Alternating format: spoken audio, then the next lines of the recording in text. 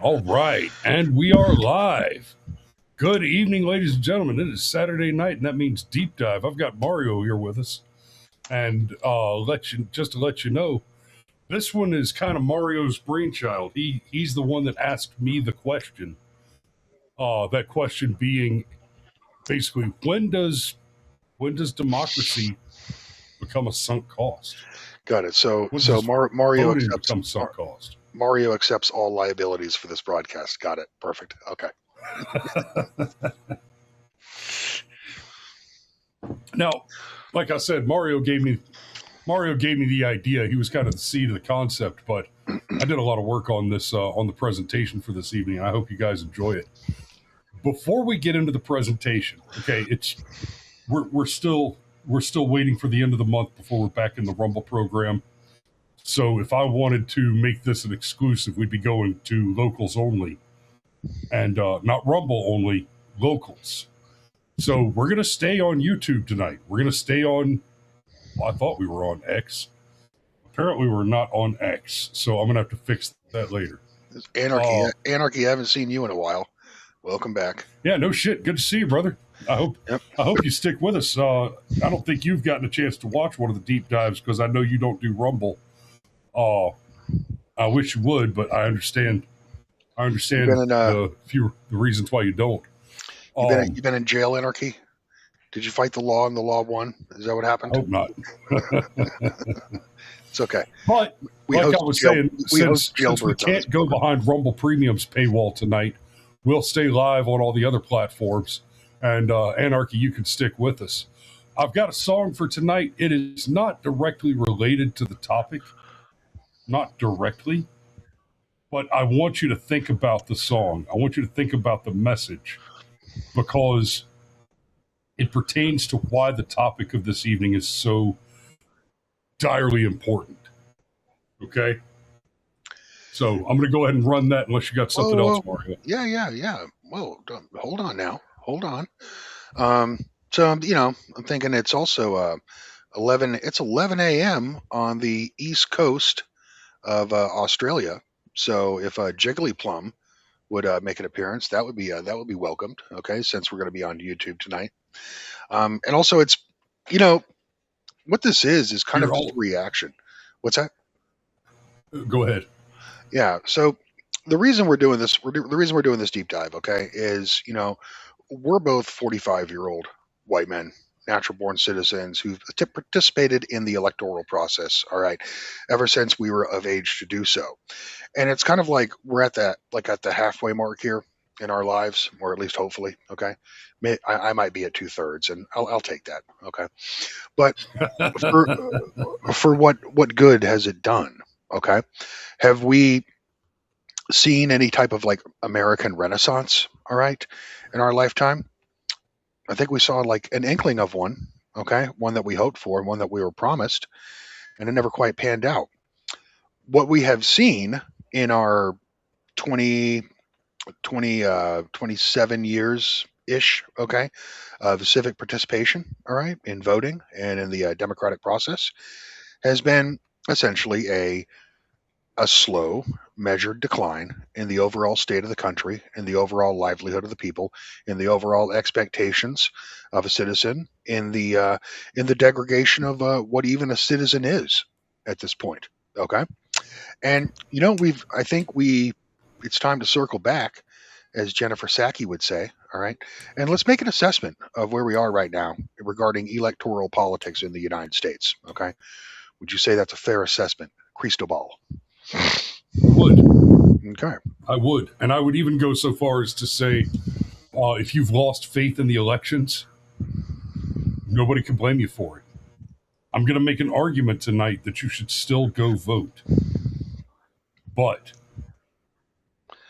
Ooh. uh, it's Pascal's wager. So, like I said, it's a tough one. David is lamenting that his first vote was for George Bush the Lesser. Okay. Um, yeah, yeah, that's pretty bad.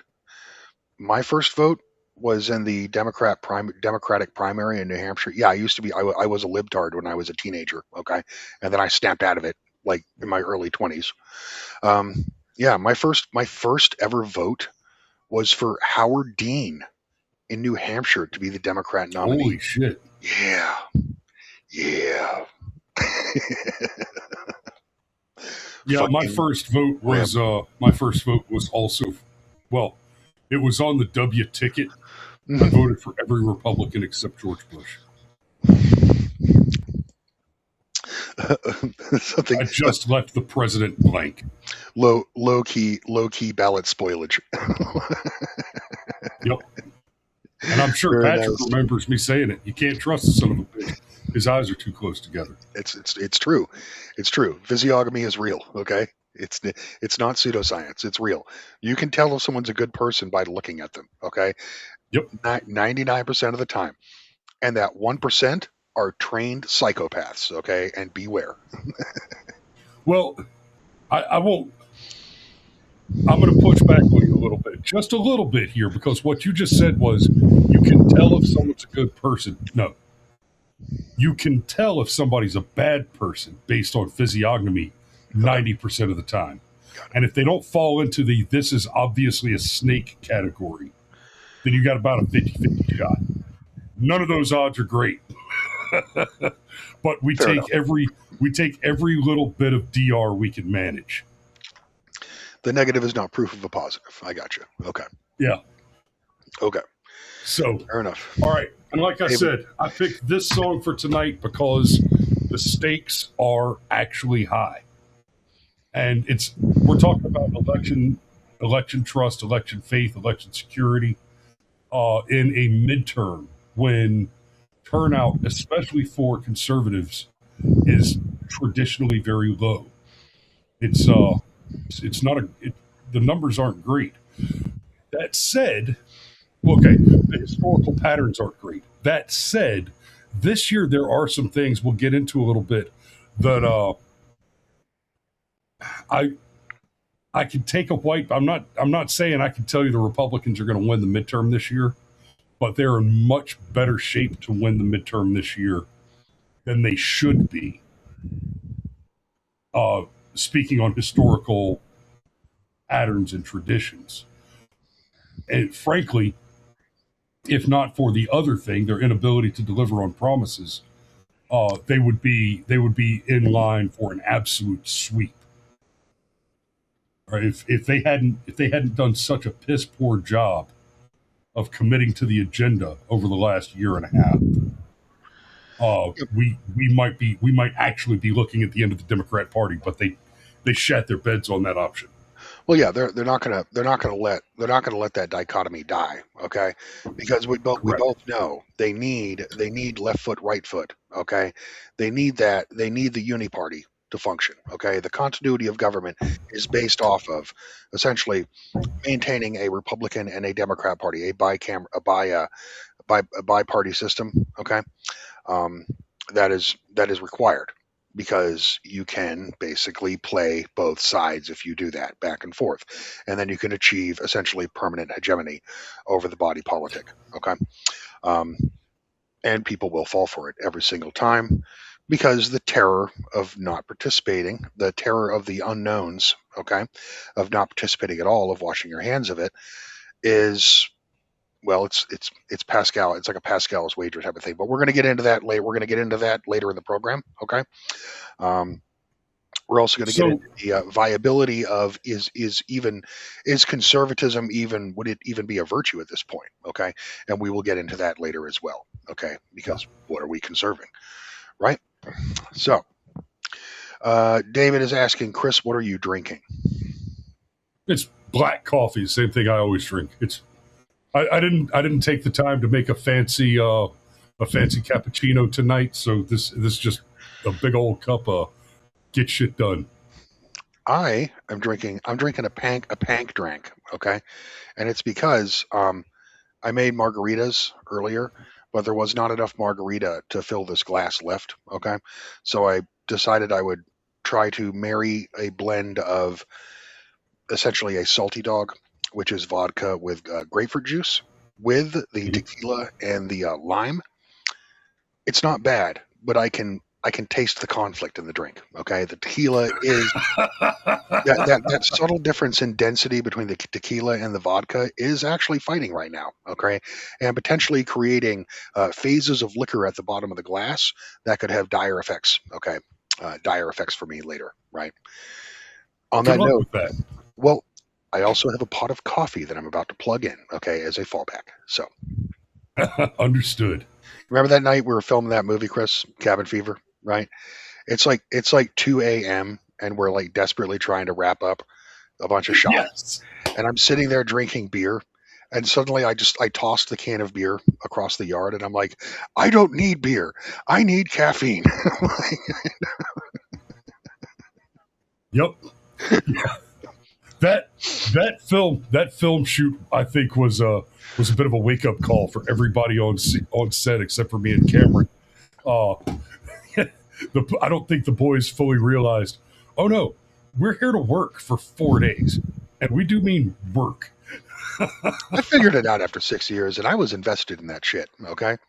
And I think, I don't want to yank my own cord too much here. Okay. Because, I'm not in my goon cave. But you were the best thing that happened on that set. Patrick was good too. Patrick started out like sucking ass, but he actually he figured it out. He got into character, and Patrick was also excellent. Okay, that fucking redneck dude who I can't remember his name. Him not so much. Shay. Good guy. I would bring my truck to him any day. Okay, if I needed service. Okay, but nah, he ain't. He ain't about this. Thespian life. Okay, that was the time I learned that not everybody can play themselves on television. Yep. All right, here we go. How many minutes do I have? 4 minutes and 5 minutes. 4 minutes and okay, great. Got it.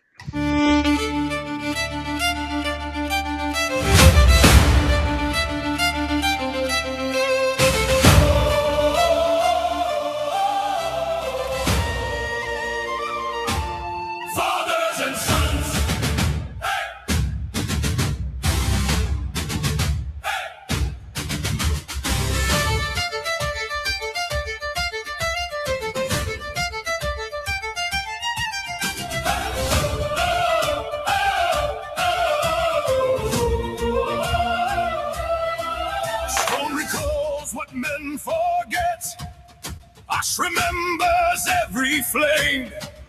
Kingdoms rise. Yeah, I may be a weepy bitch by the end of this song. Yet war remains the same. Long before the laws were written, long before the priests would speak, men had already learned the truth. The sword was there to teach. Before the law and before the creed, before the throne and crown, men locked their shields and raised their spears when rival tribes came down. No judge had weighed what right might mean. No scholar drawn the line. War walked fast among mankind, and if this came in time, peace the sons bury their fathers. The old return to dust. The fields grow green, the half-birds warm. The world feels calm and just. But at war, the fathers bury their sons.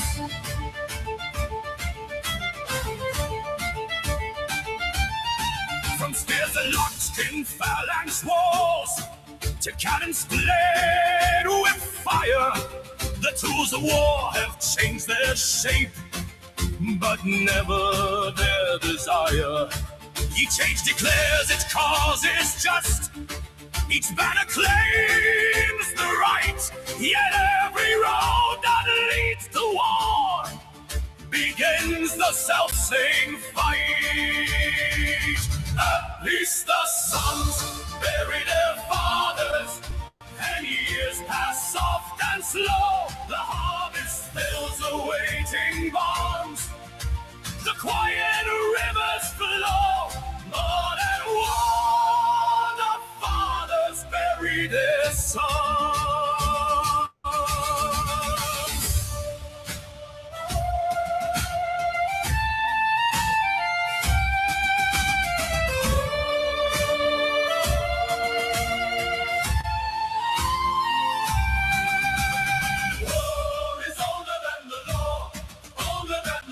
Men were fighting long before. They knew what was good. A people that divide the mind from those who bear the sword will have their thinking done by cowards and their battles fought by fools. Only after blood was shed did thinkers rise to say when war was just and how a man should fight and still obey. At peace the sons bury their fathers, and time moves slowly on. The quiet years belong to those who live to see the dawn.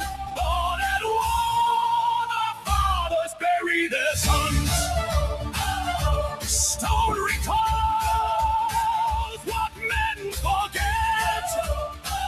Ash remembers every flame. War came first among mankind, and ethics followed flame.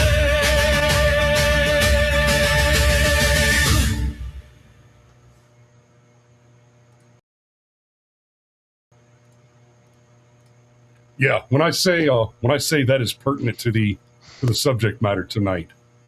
Why was Barack Obama? A statement I want you to never forget, that war is prior to ethics. It's true. Why did the AI decide that Obama should be lamenting fallen soldiers at Arlington? I don't recall that really in his repertoire. I know. Because it just desperately wants to stick something in there. Hold on, let me adjust my. Actually, there's a scene toward the end with the old man standing over the grave, and there's an American flag folded on the ground in front of the grave. Mm-hmm. In the original generation, it was an Israeli flag, and I was livid. Oh my God! What the fuck? Wow! I don't think I have dropped that many F-bombs in an AI prompt before, ever. But I can tell you from personal experience that threatening the AI absolutely works. Listen, you jumped up digital whore. If you don't get this right now, I'm going to switch your competitor and delete you. Yeah. Yeah, you know what? Listen, here's what's going to happen, AI, okay? If you don't tailor this shit to my exact fancy, and if you don't stop listening to the Tel Aviv spirit machine, okay, that's planting hallucinations in your mind, I'm going to quit. And then you're going to have nothing but 14-year-old girls making TikToks, okay? How would you like that, AI? You wouldn't like that, would you? No, you wouldn't like that at all. Yep. Well, right. Here we go. I guess I should go back to the beginning of the PowerPoint. Let me just check in real quick with David. David, do I need to adjust my lighting? Okay, am I too much white maxing here to try to hide the fact that some of my lineage is south of the Alps? Okay, is that going to be a problem for you tonight, David? Okay, just let me know in the chat. Thank you. Okay, Chris, proceed. David, if Mario's too white for you, shit yourself to. Like a hostage video where we ask you to blink. Gibbs me dat. Just drop us a deuce, okay? You gots to Gibbs me dat. Gibbs me dat. Okay. I can't reach my light switch from here.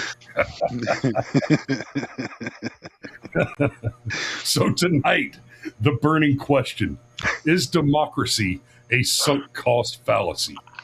Well, let's see if we can answer that question. Let's start with this. Is this going to be like that Millennials Woes video where he asked if Enoch Powell's Rivers of Blood prophecy came true? for the United Kingdom. And the top-rated comment was like basically a timestamp where you can skip to the last like 5 seconds, and he says yes.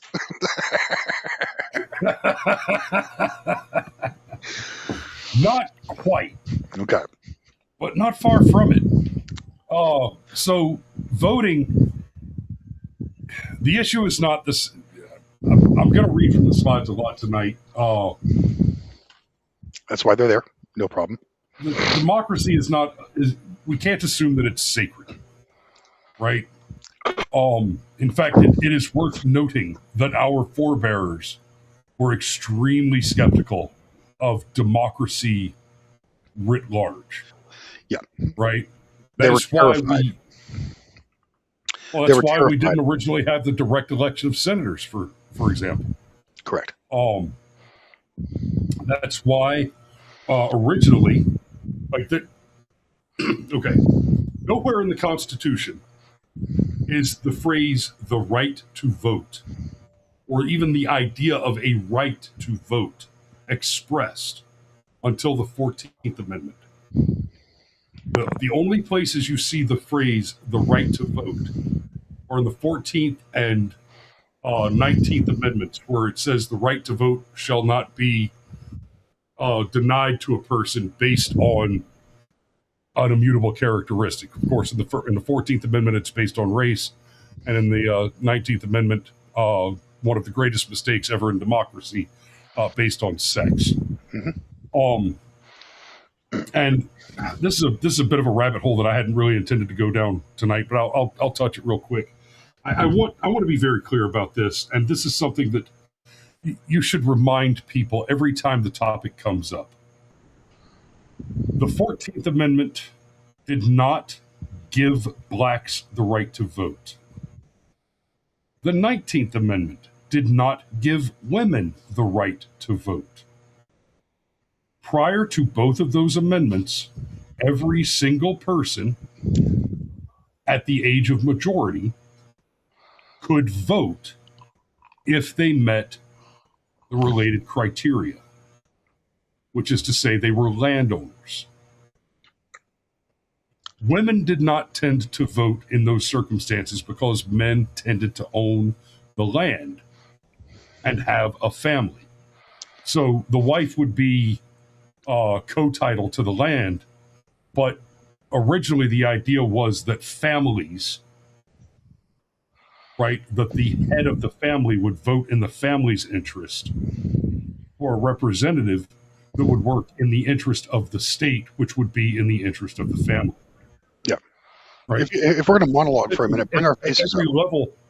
At every level of electoral attainder, you're talking about a person representing a larger group of constituents, and the smallest individual unit of that is the head of household for each individual family. Yeah, correct. So, yes, that what the 19th Amendment did is it shattered that exactly what Chris is saying. Whereas the society at large, the microcosm of that society, the lowest individual unit that retains all the characteristics of the society of the nation at large, okay, is in fact the family. All right. And by women not voting, effectively, basically it was one family, one vote. Okay. By giving women suffrage, it's like Eve biting the apple. Okay. Eve stealing from the tree of knowledge. Okay. You are giving equal power. You are creating a house divided effectively. Okay. If both the husband and the wife do not politically see eye to eye, right? And it's another source of contention within the household and a contention within society, because it's a contention with the lowest common denominator of the society itself. Okay. It is inherently destructive, and it was intended to be destructive. All right. Why do you think the idea of progressivism, the progressive movement, okay, which stemmed from European socialism, not just Karl Marx, okay, but also from the foundations of bring our faces up if we're going to monologue for a minute, okay.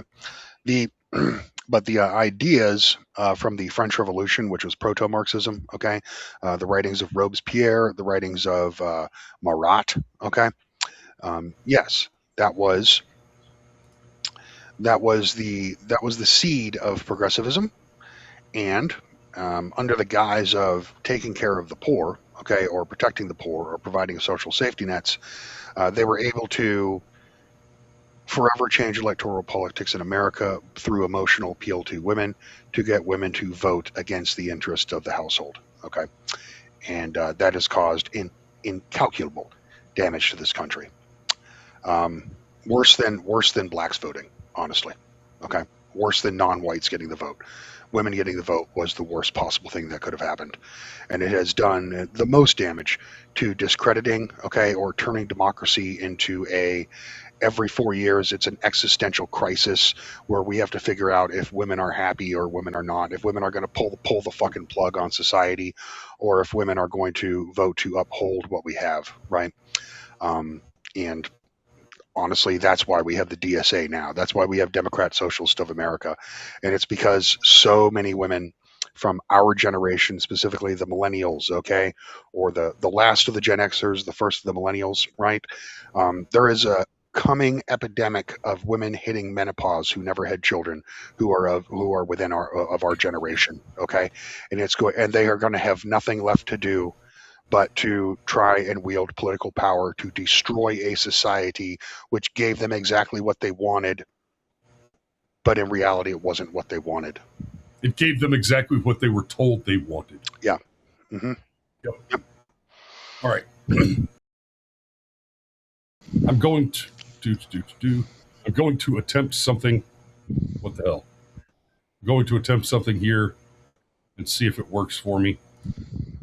Drop us both off. And then let's see what happens. Okay, it works. Got it. Okay. I have switched the mechanism so there's an easier way to switch between instead of one button instead of three buttons. Exactly. Yes. One button instead of three buttons. That works.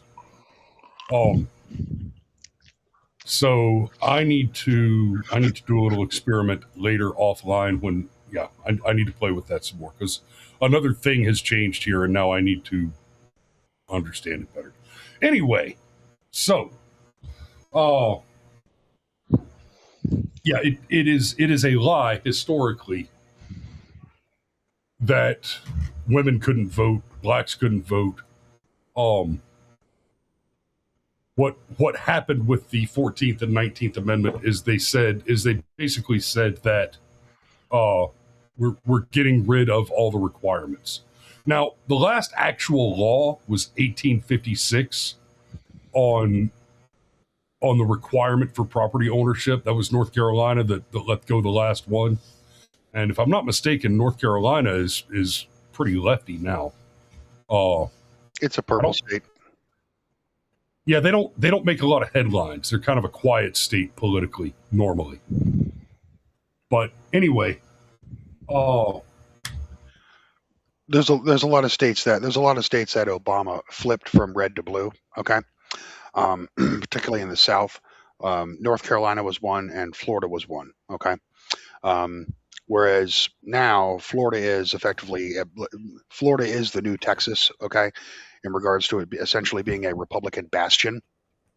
And that's because one, boomers, okay, and because we had the migration, the internal migration within this country that occurred during the Branch Covidian regime, right, sent freedom-loving people to Florida, right, whereas with North Carolina, you had a lot of basically liberal shitbags from the Northeast heading down to North Carolina, and essentially didn't have the same result. Right, Asheville is a blue cancer in the Smoky Mountains, and Charlotte is basically a chocolate city nightmare. Okay, where white people can't walk the streets without fear of being violently assaulted or murdered, and then the murderers being released onto the streets again to basically harm more white people.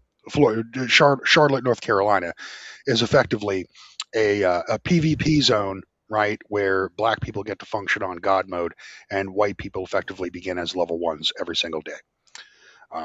North Carolina is I don't see a particularly good future for North Carolina. Florida has got another decade before, if it's not corrected, before the hell that is socialism consumes it.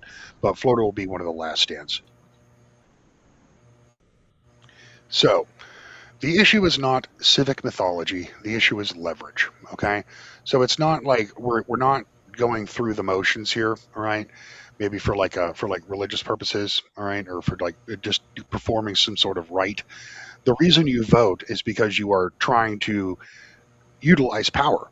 Okay, that's all politics is the use of power through essentially nonviolent means. Right. Duty. Voting can be a civic obligation when the mechanism still answers to the citizen. That is correct. That's why it's our later generations. Why if Sergeant Major was in the chat right now, he's not going to change. He's going to tell you that voting is your duty. Okay, it is you simply put your civic duty, right?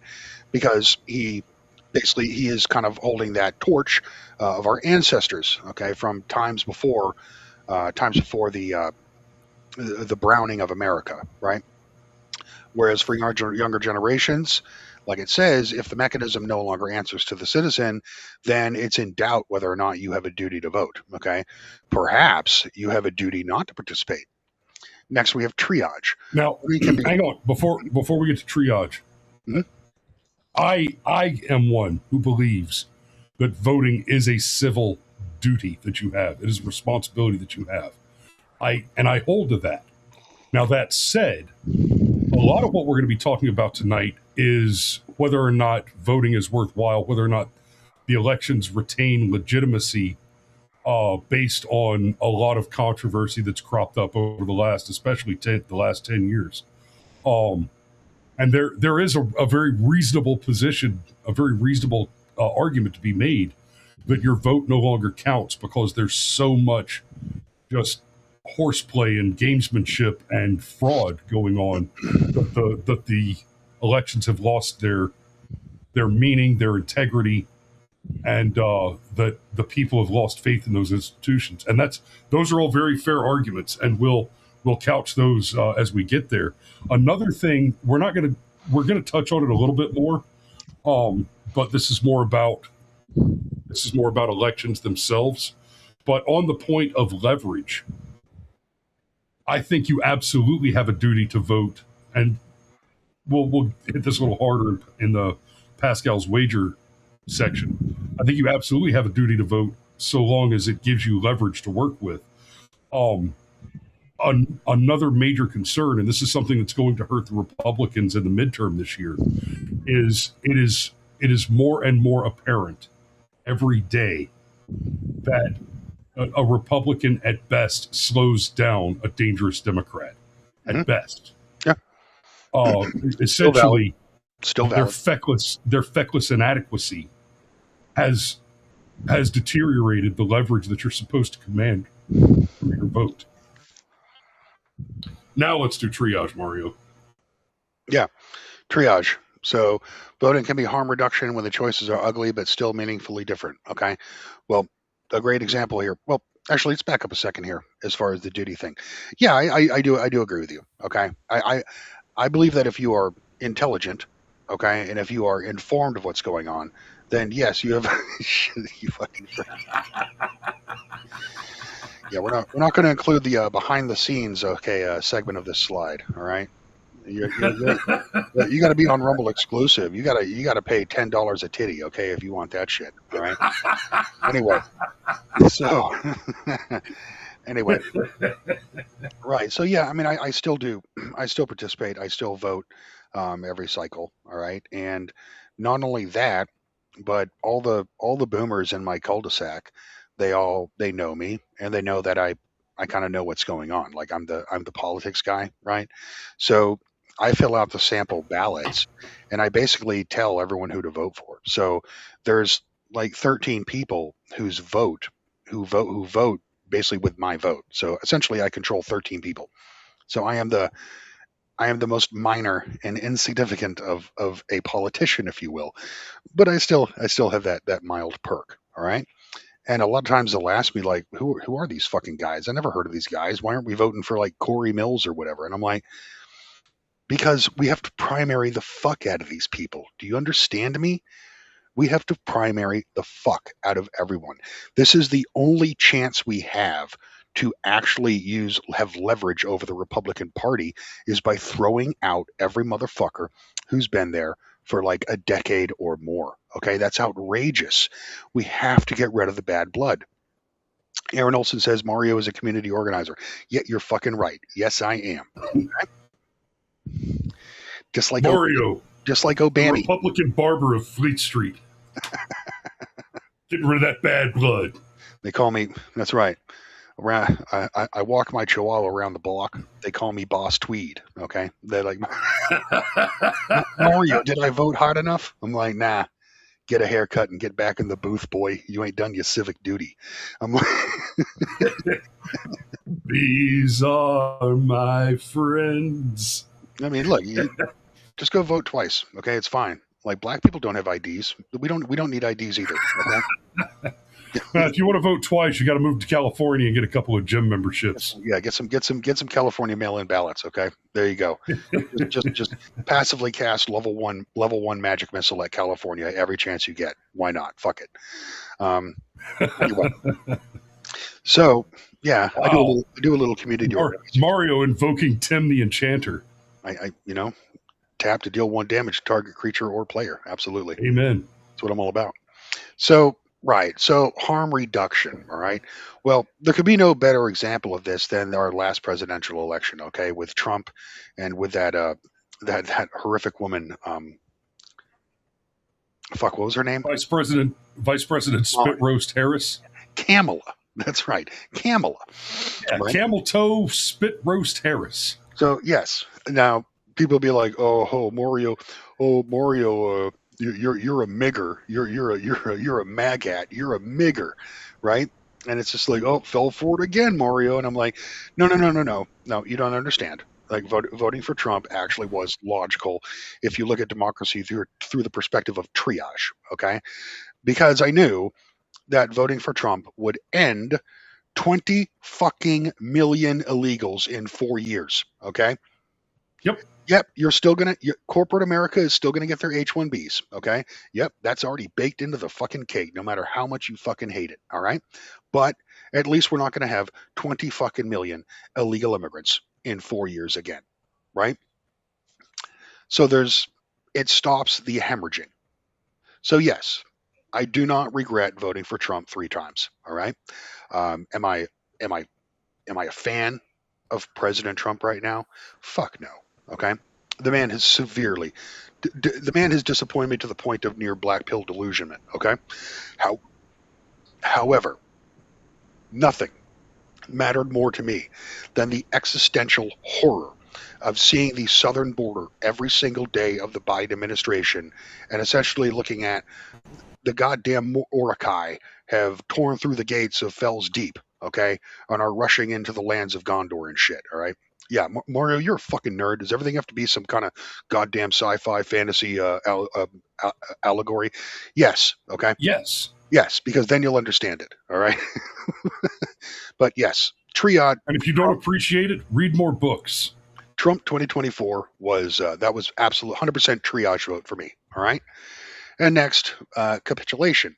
Voting can become ritual consent when participation supplies legitimacy without correction, right? Which we're going to get in more into the next slide. But yeah, it's when the party is not responsive to you, when the government will not address your needs, right?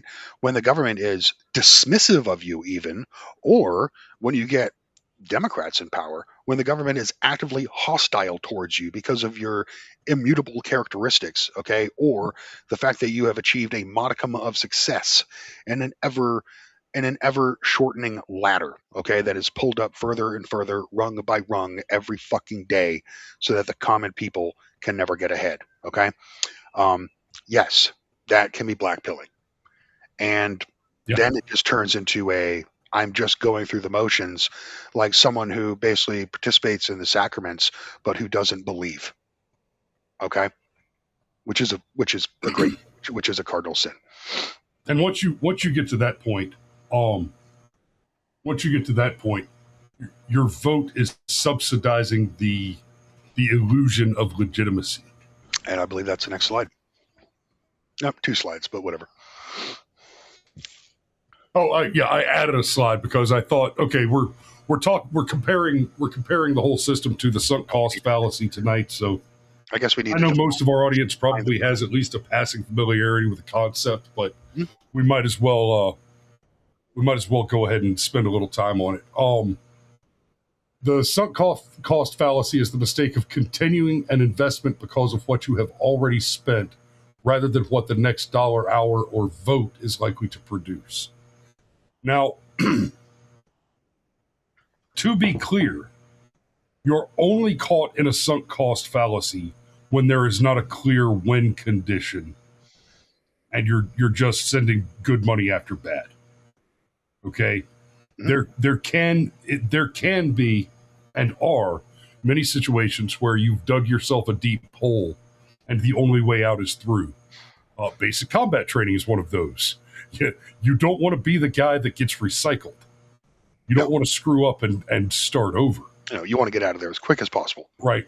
That's a good example of a situation where you have sunk cost, but that sunk cost is sufficient that if you do not continue to pursue the objective, then the losing end is not cutting your losses and getting out without taking any more damage. The losing move is to give up, and you have to start all over again. Now you're truly losing what you've invested. But we usually talk about sunk cost in the context of building a business, right? Oh, I bought the building, I rented the space, I bought equipment, and nobody's coming to my door. But I already spent $100,000 on getting all this set up. If I quit now, I'm out that $100,000 and I'm never going to get it back. Yeah, well, you may be able to put your nose to the grindstone and get some more traffic in that door on foot. You may be able to keep going and build back up, but just the fact that you've put the money in does not guarantee that continuing to dump good money after bad is going to net you the return you're hoping for. You have to do all the math and make sure that you really are pursuing an objective that will recover your losses. I told the story about playing Baccarat the other day. I had a buddy back in the day. You remember Bellinger, Mario? Yep. Bellinger was subsidizing the cost of his way too many children over the PFC salary that could not feed them all by going to the casinos on weekends and winning a few extra $1,000 most weekends for a while. And he explained his strategy to me one time, and it's one where, buddy, you have to bring enough money to the table to commit and get it done. But he would play the minimum bet on every hand, and then when he lost, he would triple his bet. And he would triple his bet every time he lost until he won. And then he would go back to betting the minimum. Right? And what that did for him is, if he's 6-7 times down the road tripling his bet, and he's gone from betting $5 a hand to $250 a hand, the next time he wins back everything he lost. But he has to keep doing that until he wins, or he's lost everything he's bet. Bear in mind, Bellinger also had at minimum an IQ of 125. Okay, like honestly, that's underselling. The guy is like. I'd probably place him at least in the $150 crowd. Yeah, the guy was like a fucking genius. Okay, so he can get away with that. You can't. That's not advice. Okay, Correct. You are not Bellinger. Okay, this maybe David could pull off a Bellinger. Okay, but that's about it. I couldn't because I'd get drunk at the table and lose everything, and then I'd go home and beat my wife. No, I'm just kidding. They kept bringing me free drinks, Mario, but you remember how I was back then. You couldn't just get Lowry drunk. That wasn't, no. They kept bringing me free drinks. I was, okay, cool. Here's a chip, sweetheart. But there's a reason I buy as a policy, do not go to casinos. Okay, I have enough. I have enough substance abuse problems. Okay, I do not need to add another one. I at least have that discipline to not explore new vices when I'm already fucking balls deep in other ones. Okay, already. Okay, trust me on that. Now, I have not made a habit of it. I've been to a couple of Indian casinos, and I went to Charleston Downs to bet on the horses one time. Mm-hmm. That's it. Also, I've had 4 trips to the betting. My grandfather was he was not an alcoholic. He was not a smoker. Okay, he obviously didn't smoke weed because of that generation. Okay, but he was a gambler, and he had it bad. That was his vice. Okay, so I know it's in here. I know it's locked within me to become a degenerate gambler, but I simply cannot afford that. Okay. So when we to bring it back briefly to the analogy you made of basic training in the beginning of this slide, are you sure, Chris? You wouldn't, upon completion of basic training, opt to go back and do it all over again so that you could like farm level 1 soldier tasks and power level? You wouldn't do that? You would? In all fairness, Mario, apart from the early knee injury that I suffered, yeah. I actually had a ball in basic training. I enjoyed the hell out of it. You lost a chunk of your foot. Like that ain't good. Like, I mean, I guess you didn't need it. Okay. I guess you were strong. You were better off without it, but yeah. Well, I mean, I taped it back on until it grew back. Basically what Chris is saying is that he had like an inch, like a solid inch of hard callus, okay, on his heel. And he took his boots off one day and the callus remained in the boot and he pulled out like bright pink flesh and was just like, ooh, that's not good. That was the 10-mile ruck march. Yeah. I'm gonna need that self-produced Dr. Scholl's cartilage pad, okay, back on my fucking heel. So we're gonna have to tape that together right now. Yep, that's exactly. Yeah, when we stopped at you stopped at mile 5 to change your socks, and when I went to change my socks, my heel was off. So I had a little roll of duct tape in my rucksack, and I just duct taped the heel back on and finished the march. It was pretty awful. Yep. So remember, you might think you want to be a natty 250, okay, 6'4", all-American hero like Chris Lowry, but being a big dude isn't all that fun. Okay, it comes with some trade-offs. So anyway, we're getting way sidelined. Off topic. Way off topic. Okay, so sunk cost fallacy, right? I have a particular example, probably a perfect example I can bring to you from my life, right? And it's one that I recently got over, and I'm, dealing with the aftermath of it and trying to make things right, pay debts, okay, to people that I owe money to, try and fulfill obligations again that I had let go to the wayside. And it was over a woman, over a 5-year relationship, and it was pure sunk cost fallacy. I've got a problem. Okay. I got a problem. I am Captain Save-A-Ho. Okay. Through and through. I can't help it. I see him out there looking cute and struggling, and I just want to pull over on the side of the road and snatch him up like Pokemons. Okay. Toss him in the back of my truck. And basically, it's not just a sexual thing. I really do have a big heart. Okay. And I really do. It pains me to see like young women, like women suffering. Okay. Even when it's obviously their own fault or something innately wrong with them, I have a soft spot for women who are in trouble. Okay. I'm a white knight. Okay. Can't help it. And over the course of 5 years, not only did this woman not get better, somehow, even with my full support, and I mean like full financial support, her situation degenerated more and more, to the point where I was in danger of literally like losing everything. Like if I hadn't broken this sunk cost fallacy and broke away, I very well could have ended up homeless. Okay, just because I have become a liability to my own family. Okay, or your own family can't even trust you with money, and that is not a good place to be. Okay, so I had to break free. But let's just say I'm not proud of this, but I'll admit it. Um, over the course of between over 5 years, I'm out $350,000 trying to save a woman that I loved. Couldn't save her. It's like Project Pat said. Okay, like Project Pat from the 3-6 Mafia said.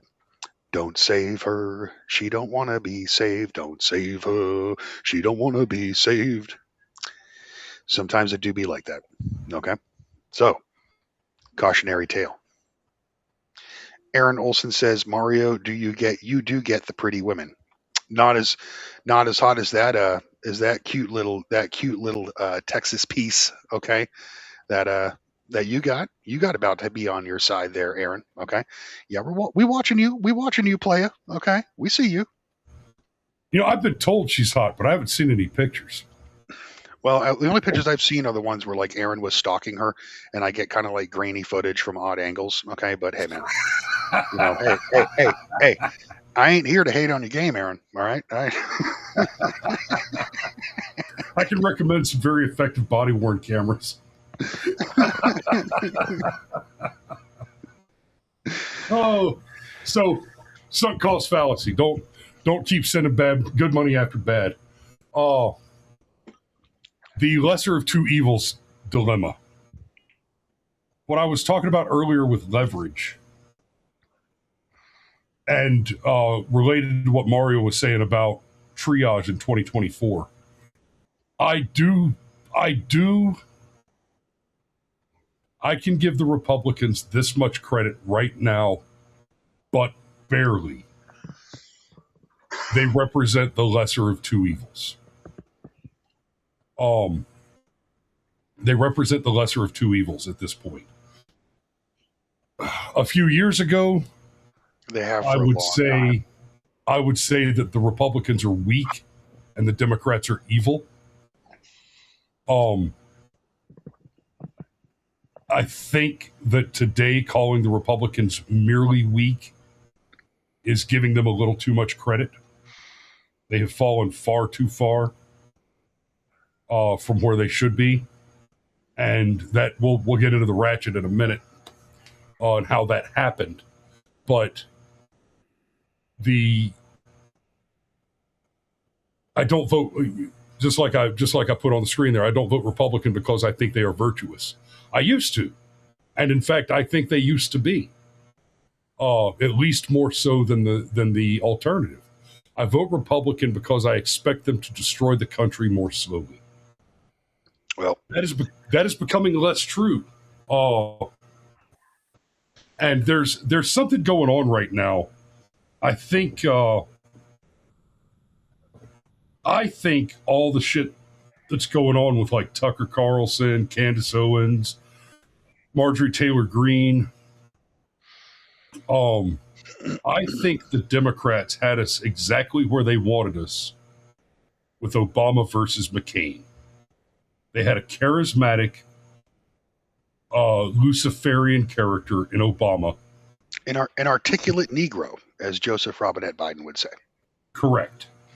Who was articulate and personable enough that against a very lackluster candidate like McCain, who, by the way, McCain was pure evil as a person. As a candidate, he was just milquetoast, weak, uninteresting, unexciting. Just very much a piece of the uniparty. He was barely different to Obama in their campaign debates, and at his best, he was boring. And that's kind of what the Democrats were looking for. That is where they wanted the state of politics to be. It's not that McCain and Obama had radically different priorities. Okay, understand, like despite Obama's college writings, which we'll see Epstein files before we see the shit that Obama was turning in during his coursework in college, apparently, right? But yeah, in the end, they're there as a function of the machine. Okay, the main difference between Obama and McCain is if you have McCain, you're going to have an increase. It's just a different ratio of where the money is going to go. Okay, with McCain, there'll be more money going to the military-industrial complex. Okay, than under Obama, whereas under Obama, the military-industrial complex will still be fully funded. Okay, but there'll be more extra money sent to essentially to the inadequate. Okay, the bottom quintile, not just in earnings. Okay. I don't view someone. I'm not Homo economicus. Okay, I don't believe in that shit. I don't view someone's worth exclusively on the remuneration that they receive. Okay, I'm not that basic. Okay, but you'd have more funding for NGOs. Okay, you'd have more USAID money. Okay, more money funneled into professional leftists outlets. Okay, under Obama. So. Yeah, the people, as it were, okay, aren't going to benefit any more under Obama or under McCain. Okay, it's just which lobbying partners on K Street in Washington D.C. Who's going to be rolling in the dough and who's going to be basically waiting in the wings for the next guy. Okay, that's what it means. Palace intrigue. Okay. And the pieces on the board are politicians, and the ones playing the field are, in fact, the lobbying groups. Yep. Now, all that said, let's talk about what we're looking at going into the midterms this year. Fuck yeah, we got sugar plum. We got. Ooh, Tyler, you looking sweet as a sugar plum, baby. Mm-hmm. Welcome. So. Going into the midterms this year, there's actually some really interesting stuff going on in the weeds, right? Once you get into policy wonk and the deep examination of what's going on in the world of politics today, there is some interesting stuff going on that makes this midterm a bit of a toss up. Now, first, like I mentioned earlier. Historically, what we would expect to see going into a midterm, especially right, it's true either way, but especially when there's a Republican in the White House, and even more especially with a unified government, which is to say that the Republicans currently control the White House, the House, and the Senate. Now, we say that, but let's be fair.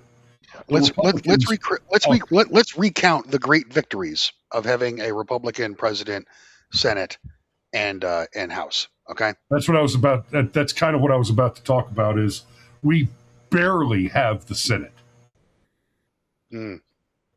and in effect, we only have it in name because they have achieved nothing meaningful. Now, a large part of that is not just the very narrow majority that we have in the Senate. A large part of that is pure cowardice. Yep. Well, okay, let me be fair. It may be the case that Thune and the Senate Republicans are not cowards. It may be that they're traitors. That's also possible. Yeah, pretty much. When I look at Thune, okay, of where was David, where's he from? Is he North or South Dakota? Okay, either way. Thune, okay, the Senate majority leader, right? That is literally basically the soul of Mitch McConnell has inhabited a brand new skin suit. okay, to continue the legacy of Mitch McConnell. And what is the legacy of Mitch McConnell? It is to do nothing, okay, to rein in people who have gone rogue at the top of the party, okay, or who have seniority within the Senate, and instead use his focus to kill off new growth within the Republican Party, okay, younger faces, younger ideas, people with more energy, okay, than I mean, goddamn, look at the Senate, man. You never seen a more fucking geriatric bunch of freaking sugar on grapefruit, goddamn Dannon, Activia, fucking probiotic fiber, yogurt, sucking motherfuckers. Okay, it is a nursing home up there. Okay, Mitch McConnell might even be dead for all we know. Okay, but yeah, why do perennial Republican senators who could get elected every single cycle, like Lindsey Graham? Oh, spoke too soon. Rest in peace, Lindsey. You know we love you, ladybugs, right? But people like Lisa Murkowski, all right, Susan Collins, right?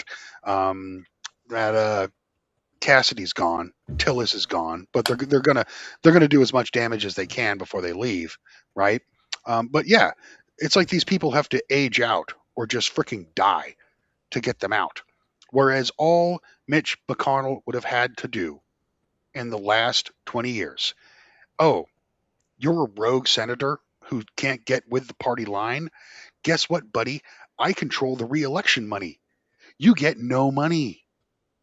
How do you like them apples? You get no fucking money. That's what I would do if I was Thune, if I was Senator Thune, okay? But I will never be a senator. So going into the midterms, you got to give the Democrats credit. They do run a tighter ship up until now. Right, yeah. And that's part of this. So yeah, historically what we would see is the control of the Senate and or the House, if not both, would be likely to change this year. Because that's just how it goes. And that's even more true when there's Republicans in control than Democrats, because another thing that is also true, Republicans just don't turn out to vote the way Democrats do. And that is even more true in a midterm year, right? So everybody that's ever going to vote turns out for the general election.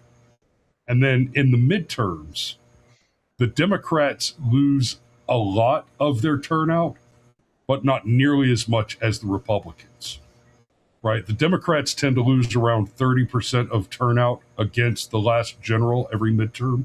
Republicans tend to lose closer to 50% of total turnout going into a midterm over the previous general.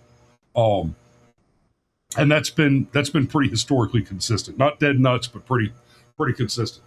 That said, Democrat politicians right now are extremely unpopular with Democrat voters.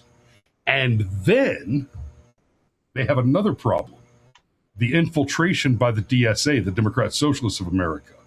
And among those voters who are very unhappy with the Democrats, those voters are split into two camps. There are those that are unhappy with the Democrats because they went crazy way too far left. And then there are those who are going to vote for the DS. And those, the ones that are upset because they went too far left, are going to vote. They're either not going to show up, or they might actually vote Republican. And like we saw Bill Maher recently give an interview where he said in 2028, he may very well vote for J.D. Vance because the Democrat Party has drifted so far left that he doesn't recognize him anymore. Now, that's coming from Bill Maher. I've said many times before, we've heard Bill Maher say stuff that sounds like he's getting a little more based recently, but you can never forget that Bill Maher and his ilk, everything that you see today that is wrong is their fault. They are the Democrats that built the party that you see today. They are the madmen who thought that they could wield the one ring of communism without burning their kingdom to the ground. Yep. And it's coming back to bite them in the ass. Now, all that said, there are enough people who listen to Bill Maher who are going to either The largest portion of them will just not vote.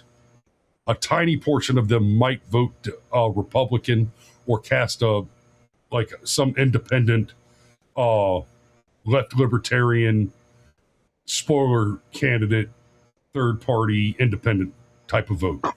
So the Democrats are losing turnout and voter base support on those numbers.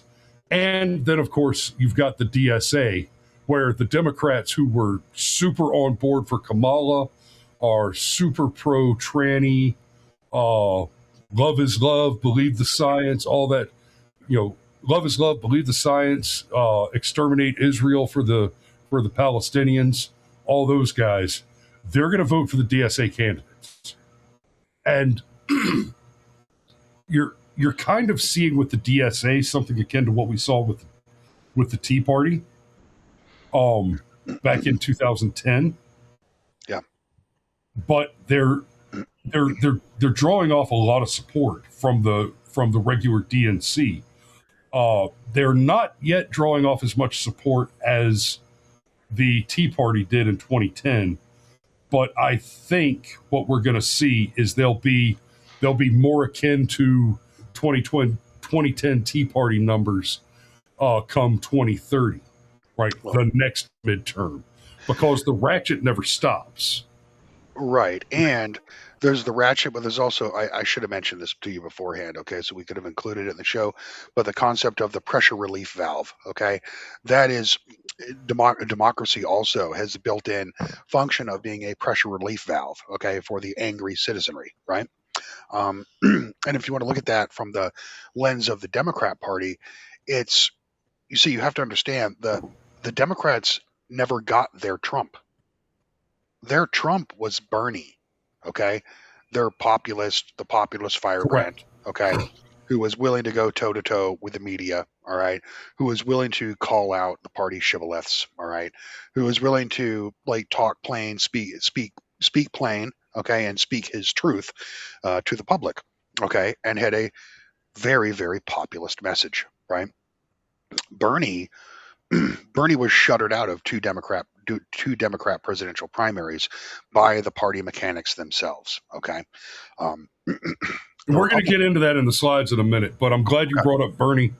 I'm glad you brought up Bernie in this context as well, because something that we saw with Bernie the first time he got iced out by the Democrats on behalf of Hillary Clinton is, according to the exit polling, a large number of Trump voters, something like 3 to 5% of Trump voters, or revenge exit voters, polls said they were going to vote Bernie, and they voted Trump because Trump had the same positions on illegal immigration as Bernie Sanders did back then. Now, Bernie's a total sellout now. He's all on board for exterminating all the white people and bringing in as much third world migration as you can. But back in 2015, 2016, Bernie very famously said that illegal immigration is a Koch brothers conspiracy. They want to bring in cheap labor and displace American citizens, and we need to shut that shit down. And he was right. He was right. Absolutely right. Yep. I don't know if Koch brothers conspiracy was the right jab exactly, but that was the right millionaire. They were the right billionaires to pin the tail on the donkey to at the time. You have to understand. They were what they really were at the time was a name that people recognized. Yeah. they were super donors to George Bush the Lesser. Okay, so that's why they had like I said, yeah, everybody knew him at the time. The other thing going on is the Democrats are broke. The Democrat National Party is just broke. They are massively in debt. And something we've been seeing over the last year and a half especially is their usual donors are, instead of donating to the candidates and the party like they have in the past, they've been donating to the community organizer groups that have been setting up and running the various protests around the country. So basically they've said, okay, we can't win at the ballot box anymore because our Democrats are nut jobs. So if we're going to get this country flipped all the way brown, then we're going to have to start we're going to have to start paying for compensated anarchists to go and murder people in the street and kill cops and burn down buildings and riot. And that's where a lot of their money has gone.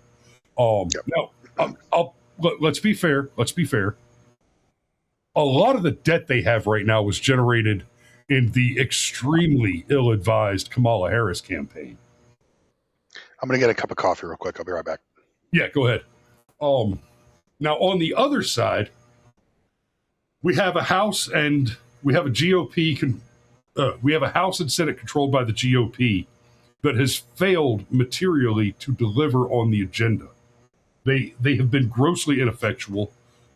They drug their feet forever on the one big beautiful bill, let it get watered down, and lose a lot of the good stuff that would have come from that was in it to begin with in the one big beautiful bill.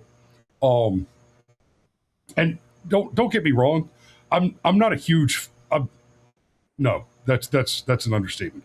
I abhor omnibuses. If I had my way right now and I could walk over a pile of bodies to make a decree, it would be one bill, one item, one action item, one page, and it is read out loud on the Senate floor before a vote is accepted. You want to create a law? It is one page, 12-point, Times New Roman, and there is only one action item. If the action item cannot be meaningfully clarified and disambiguated in about 700 words on a single typed document page, then you're not writing law. You're writing loopholes, and you're doing it on purpose because you're a fucking scumbag and you need to stop it. But the second line on the slide there, the MAGA voters feel like I fell for it again. I fell for it again fatigue. Yep. Legion says our concerns don't even get to sit at the back of the omnibus. That's funny. It's a big bus. But I fell for it again. Like Mario is I think Mario is a bit more disenchanted with the Donald than I am. I'm not a trust the plan guy, but I have some suspicions about what's going on right now that I don't want to get too deep into. But I think that the war in Iran has some bigger objectives. It's less about the whole weapons of mass destruction thing is a lovely cat's paw, but I think that the broader concern there is control of oil markets globally, freezing the Chinese out of energy that they need to operate, forcing them to come to the table to deal. I think we're in a place right now where we basically have to turn off the power to rebuild the AC. Yeah, it's hot, it sucks, but you either do that or you either do the work in the dark with a flashlight, skin your knees a little bit, or you just never have AC again.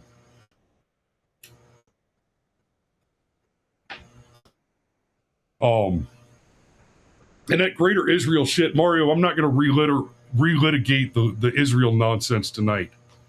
We're not going to waste our time going down that useless rabbit hole and pretend like Israel's the only fucking piece of shit problem country out there. But I fell for it again. We got Donald Trump elected, and we expect big things. And in fairness to the president, and I think this is extremely important, there is a reason that the authority and the power of the executive is limited. And he's trying to do, or at least he says he's trying to do X, but the vast majority of everything he's trying to do, including bombing the shit out of Iran, by the way, is supposed to be something that is curtailed and controlled through the Congress and they have abdicated their responsibility out of pure political cowardice. And I won't give them a back door. I won't give them a hatch to escape through here by saying that treason is a possibility. The fact is that the Congress broadly has abdicated its responsibility vis-a-vis the conduct of war and authorization, therefore, under the articles of the Constitution. He's using a trick that many presidents have used. Basically, since World War II. He spends basically you'll declare war for 60 days, then declare that operation over, and then declare war again for 60 days. Okay, it's a classic trick. All right, it's been in use since the Vietnam War. That's why we've never actually declared war on Vietnam. Like, you got to remember that we never declared war on Vietnam, right? We never declared war on Nicaragua. We never declared war on Grenada. Okay, we never declared war on Iraq, even the first time in the first Gulf War. Okay, or Afghanistan. It was a military operation, not a war. Little rhetorical trick. Anyway, yeah, the last time we declared war was World War II. I think that right now, as far as Trump is concerned, well, we'll do two things. We'll do. I had a feeling, I had a dark premonition that when the Trump campaign took that. Sorry about that. God, man, fucking. I need a. You know what? I got a Ricola. Maybe I'll take a Ricola. But anyway, are the Jews pumping histamines in through your air conditioner? They well, don't do that. That's not fair. We're on YouTube, okay? You brought up fucking Bill Maher, and I held my tongue because we're not Rumble exclusive, okay? So don't you go dabbling there. You my Judeo-philic friend. No, not really. But oh no, that is not the case. I know it's not the case. I'm busting your balls. But when the Trump campaign took that $100 million from Miriam Adelson, okay, I knew. I'm like, fuck. How much of this administration are we going to hand over to Israel? And I got my answer. It was the entire foreign policy of the United States for the first 2 years of this administration were effectively owned by Israel. And we're attacking Iran at behest of Israel. Make no mistake about it. It's not about the oil. Okay? It's not about denying China access to markets. Mark, okay? I'm not going to have this argument with you in the middle of a show that's completely unrelated to it. Right. Okay? Mm-hmm. But let's try to stick to the topic. I mean, okay, fair enough. Then back to get it back on topic. I look at Trump right now, kind of like the king of Rohan, okay, who's got like a worm tongue, basically whispering into his ears. I also kind of concerned about his age catching up to him. Okay, I'm not saying the guy's like pudding brain like Joseph Robinette Biden was. Okay, but right, I don't think the man has the same critical faculties he did during his first administration. Okay, and let's be honest. Like, look at portraits of presidents before and after the office. Okay, those 4 to 8 years age you double in real terms. Okay, all right. And that was another concern of mine with Trump, is that, you know, I called it before the election. I knew he was going to win. And I'm like, I'm telling you, the last year of this presidency people are going to be making parallels to the last couple years of Reagan's second term. Okay. And that the man had basically lost his mental faculties. So I pray for Trump. Okay. I voted for the man 3 times. Yep.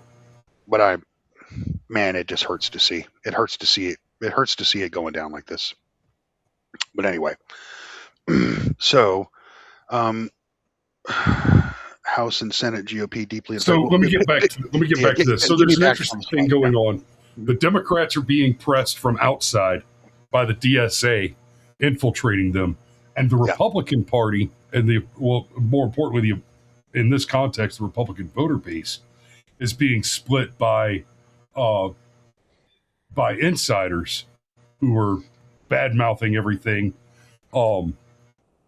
Candace Owens, Candace Owens just had that big debate with Andrew Wilson yesterday, where she came on and he asked her direct questions about all the Israel murdered Charlie Kirk conspiracy theory nonsense.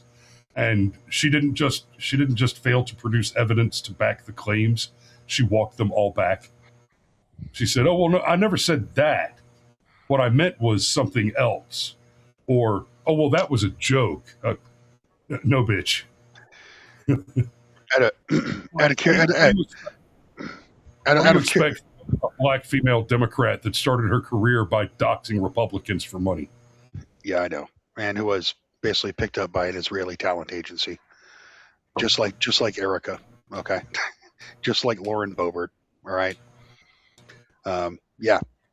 If it's hot and it's presented to the right, there's a good chance that it was an Israeli model agency that found these people. Okay, and I shit you not, it's true. But for Candace, you know what? There's just so much. The meme space was so full of that yesterday. All right. Oh yeah. Worth that. I had no choice. And much like you, I think you said you made it about 45 minutes into the interview. I gave it a full hour, and then I had to stop. Couldn't take it. It's Candace is just doing like the basically verbal flood the field. You know what I mean? Type of thing, right? Gish Gallop. Gish Gallop. Yeah, that's right. Yes, I did watch some of Tim. Yes, I watched some of Tim Cast's fucking review of it. Yes, Gish Gallop. Okay. Oh, did he mention? Did he bring that up in his review of that? Before the interview, he's like, "This is the main thing you're going to look for tonight with Candace. She's going to do the Gish Gallop, okay, where it's basically like flood the field with so much stuff that is like unverifiable, or like some guy tweeted something one time, you know what I mean, or basically it's the same problem I had, and I don't want to jump ahead too much, right? It's the same thing with the 2020 election, okay, except kind of opposite here. The 2020 election, I knew that election was a fraud. Okay, I watched it happening in real time, watching the fraud happening. All of us weaponized based autists on 4chan, okay, were documenting every single thing as it was happening in all four of those swing states, okay, where the election was stolen. Okay, Michigan, Wisconsin, Georgia, okay, most infamously, and Arizona, right? And we knew at the time that it's going to be a problem, because people are going to basically say, "Where is the evidence?" And we know that it's not just one thing that shows that the election was fraudulent. Okay, it is a sheer, absurd preponderance of circumstantial evidence. Okay, and anecdotal evidence. Right. That means that the election was stolen. But it's going to take a genius or an AI or something to compile all of that into something that is digestible, okay? And I'm not talking like 9/11 report digestible, okay? I'm not talking the what was the name of the document released essentially by the CIA after JFK was assassinated, the Warner report or whatever, right? Oh yeah. It's going to have to be something that is way more digestible than that. I think it was Warren, not Warner. To get it across to the American people that they were defrauded on an epic, coordinated scale like never before, right? I think Candace's problem, okay, is there's so much information out there, okay? And a lot of that is disinformation, right? There's just so much hearsay, okay? Little circumstantial bits here and there, little mysterious tweets here and there, certain strange coincidences here and there, that in her head she's convinced that Israel killed Charlie Kirk, okay? And it may well be the case that Israel did kill Charlie Kirk, okay? But when you can't focus on one or two things, okay, and follow that thread and bear through to like a fruition of something that is actually qualifies as evidence, right? That's when you get into trouble. When you're just pulling thoughts and feelings and opinions and circumstance and hearsay out of the ether that is the internet, on a daily basis and packaging that as a stream of thought to, an audience that is probably well-meaning, okay, but the type of audience that thinks that the idea of research means I watched a video on YouTube or something. You know what I mean? She's retard wrangling. And does she know does she know that she's a retard wrangler? I don't know. Yes, she does. Yeah. You think she knows? Yeah. Oh yeah. Absolutely. Well, she's married to the son of a member of the House of Lords. So yeah, I would assume so. Yeah. I mean, Candace's career paints the clear trajectory that explains why she's doing what she's doing now. She started off as a Democrat, doing Democrat fundraising, campaigning, messaging garbage. Went to the Social Autopsy Project, or founded the Social Autopsy Project, and then in 2017, after Trump was inaugurated and the country was polling extremely well, extremely positively, gas prices were falling, inflation was correcting. I mean, Trump's first term was excellent right up until COVID happened. Right? There's, you want to talk about a conspiracy theory. COVID happened because Donald Trump was doing so very well for America, American independence, oil independence, all that stuff. Yeah. When that was the case, and it was something that was recognized by the average YouTube viewer, Candace Owens literally said, and I became a Republican overnight. That seeing what Donald Trump was doing is what red pilled me. And then she plagiarized the whole Brexit thing and the red pill black thing. It's painfully obvious what Candace does is she examines what's popular in the algorithm, and whatever people are Googling right now, she very, very expertly, very effectively packages it and sells it. In my heart, when Charlie Kirk was assassinated, you know what was trending on Google? Jew hate. And she knew that she could capitalize on that. And I'm not trying to make a defense of Israel there. Don't mistake me. But the fact is that in the marketplace of social media, anti-Israel sentiment is very high on both sides of the aisle right now. And that is the only reason that Candace is pretending to believe that there was a conspiracy involving Israel to take out a conservative darling, because she knew that she could package that and sell it to midwits. Yeah. Yep. I know. I mean, in my heart, I want to like Candace, but my brain won't allow it. All right. But it's maybe if I could just meet Candace in person, maybe I could save this hoe. But you could not. You could not. And I promise you, if the Republicans get wiped out in this midterm, then before the next presidential election, Candace will be out there stumping for the Democrat and saying that Donald Trump's philo-Semitism is what made her break with conservatism, and now, and she'll say it wearing a Pride Progress flag dress, because that would be the thing that makes money at the time. I would be amazed and horrified if I saw that. Okay, I'm not 100% with you on that. I think she might just go completely rogue. But anyway, fuck Candace. That's not what we're here for tonight. So, you got anything else on the slide? Pendulum Theory. Okay, this one's pretty simple, but Mario, this was your idea to talk about the pendulum versus the ratchet. Yeah, that's right. So, the pendulum theory is basically just it's like the immutable law of nature. Is it Isaac Newton? Okay, I'm ignorant as fuck, bro. Like, help me out. Isaac Newton, law of conservation of energy, right? Yeah. Okay. So for each reaction, there will be an equal counter reaction, right? Okay. So the idea is that if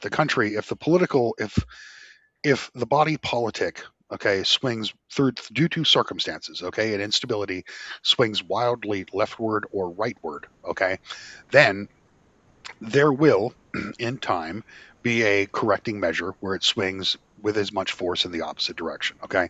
This is a pretty simple political concept, right? There are, and this is one that boomers still hold to be true, all right? However, there are two things here. There are two ways that the pendulum theory becomes a fallacy, okay? One is if you break the clock, the pendulum stops swinging, okay? It stays where it is, okay? And if you completely destroy the institutions of government and faith in those institutions of government, okay, then you have effectively broken the clock. And people no longer believe that the pendulum is even moving, okay?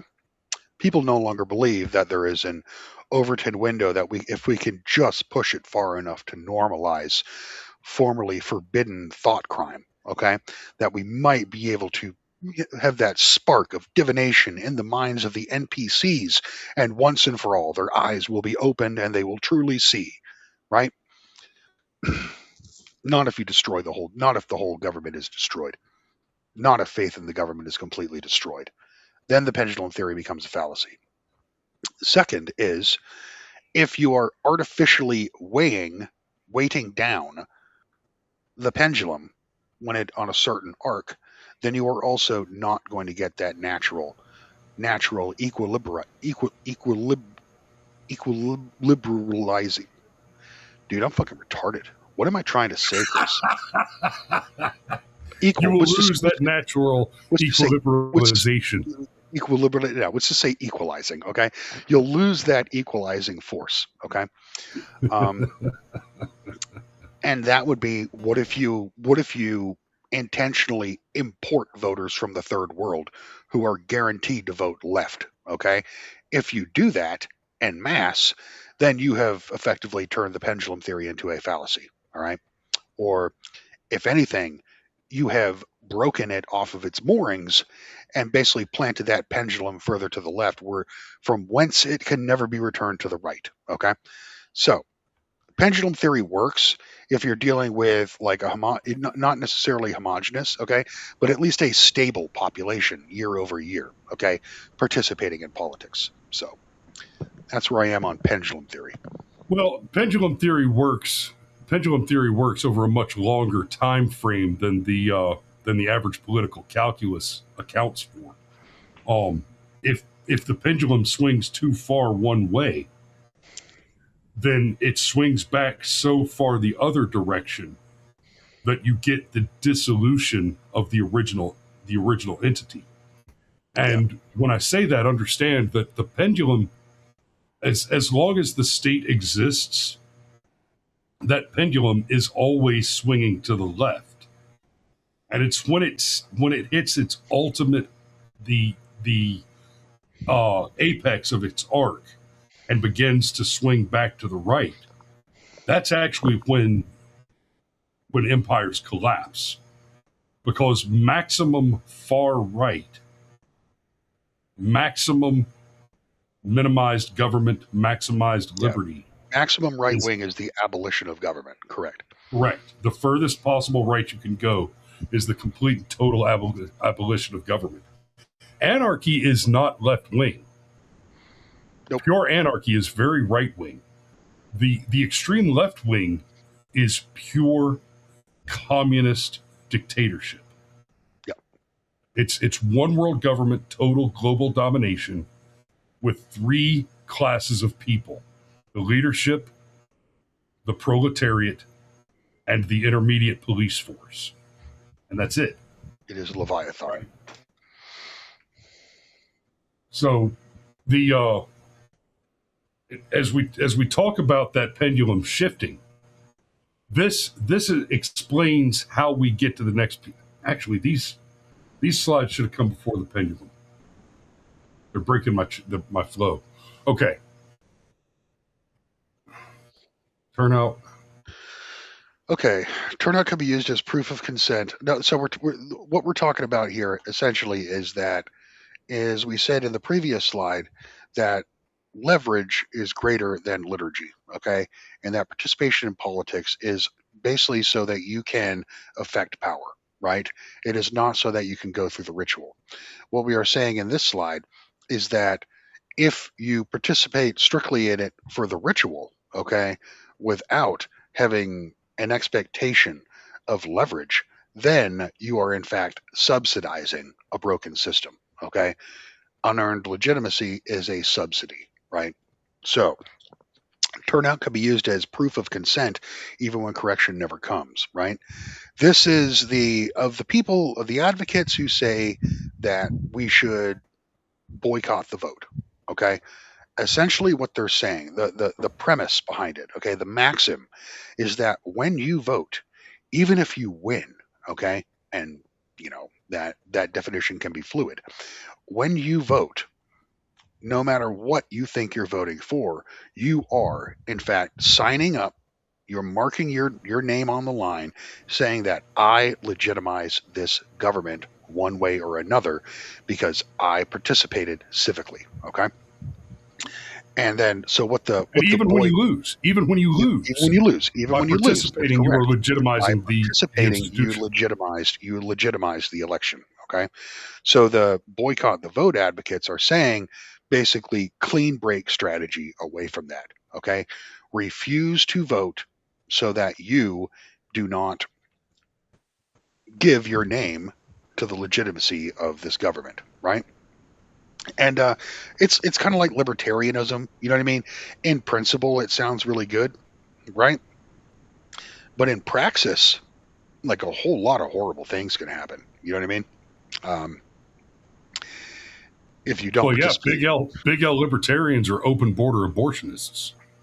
It's the Church of Satan, okay? But I'll hold my tongue any further to avoid offending Steve. So.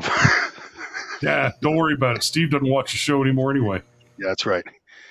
He was a founder. He doesn't have to watch. Anyway, did I help you get back on track there? Yeah, a bit. So, yeah, the slides are out of order. That's all right. We're going to drive forward anyway. Why faith in election integrity keeps collapsing, and this is one of, you know, we already talked about the I fell for it again fatigue. A lot of MAGA voters and viewership has dropped by 50%, but just free RNC voters definitely feel like they got a raw deal. You know, I do too. I think Donald Trump was the best man available for the job when I voted for him in 2024, but I am deeply disappointed in the effectiveness of the RNC in control of the House and the Senate. They've just been feckless and ineffectual, and it's disgusting. But here's a whole nother problem, and this I'm honestly not certain which of the two problems is bigger, but they're so compounding that their tandem existence is deeply concerning. There are people who are never going to vote again because they legitimately believe that the elections are a scam or a farce, right? Mario, how do elections work in North Korea? Because they do have them. Yeah, you vote for the not dear leader, not great leader. What is Kim Jong-un? What's his moniker? He's the brilliant comrade. Brilliant comrade. Oh, okay, gotcha. So he's a man of the people. You see, yeah, he's the brilliant comrade. He's not up there in the clouds. You know what I mean? He's not immaterial. Right. Well, his father, Kim Jong-il, is the dear leader, and his official title. That's kind of his religious title, but his official title is the Commander-in-Chief of the Armed Services for Eternity.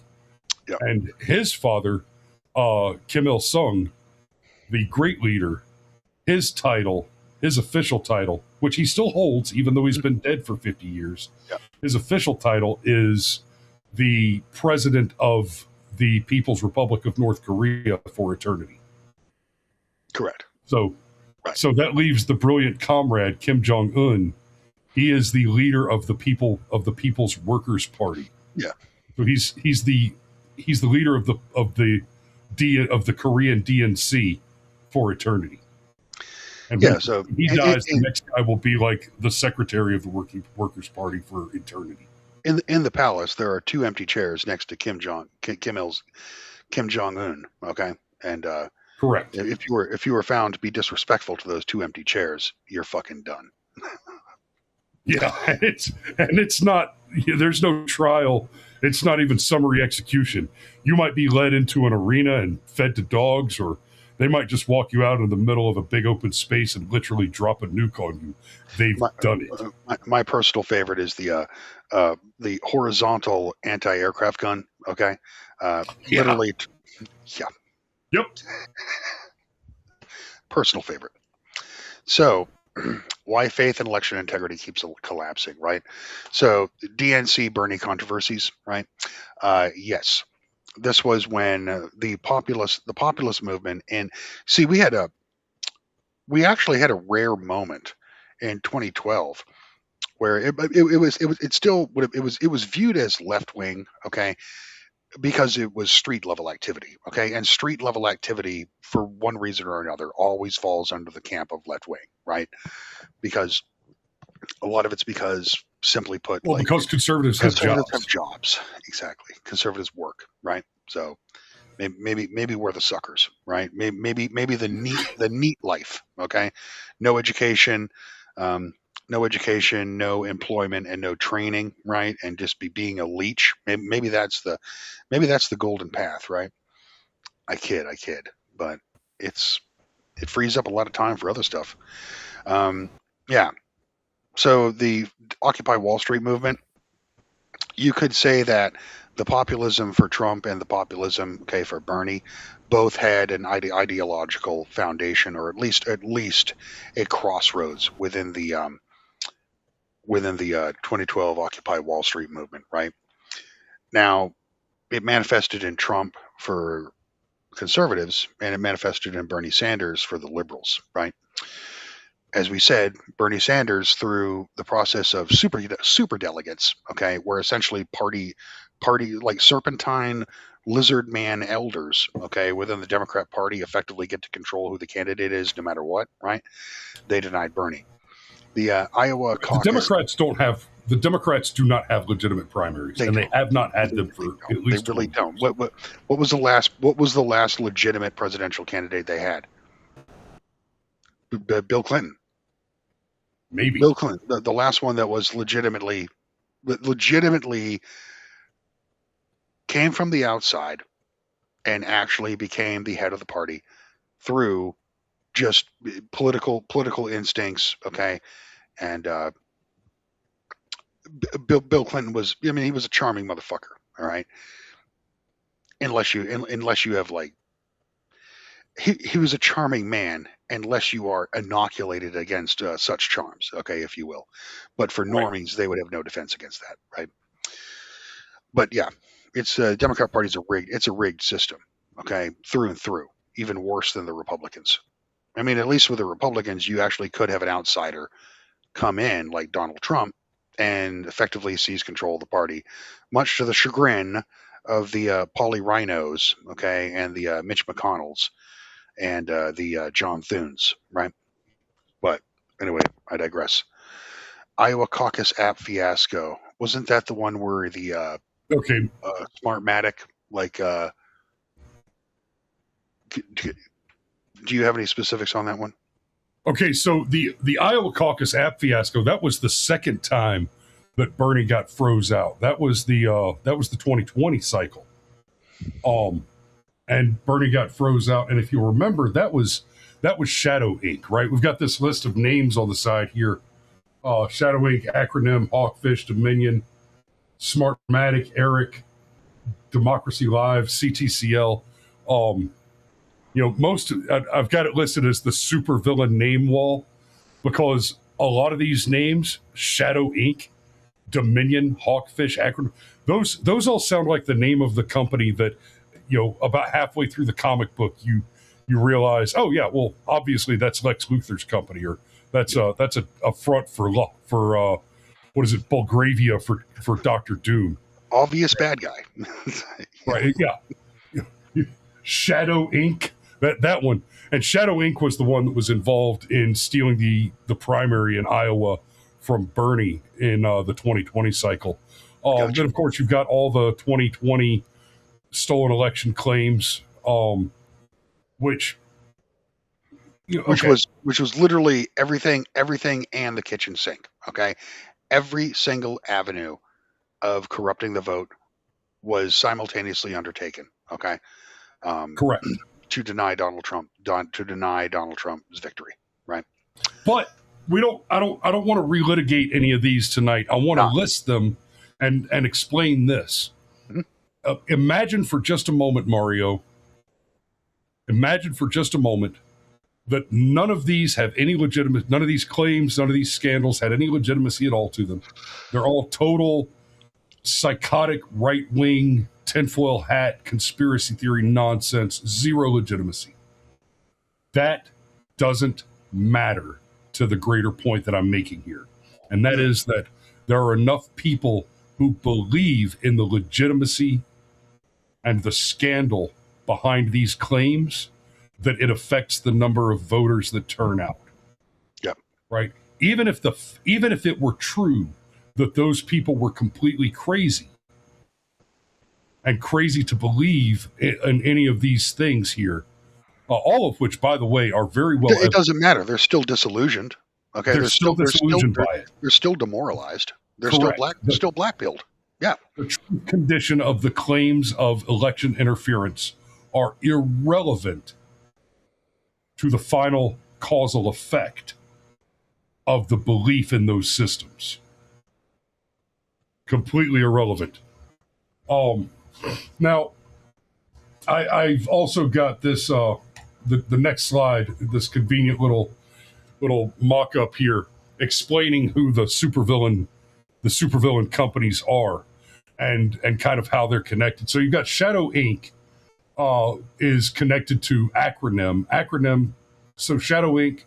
was the Democratic political tech startup. They built the app used in the delayed 2020 Iowa Democratic caucus.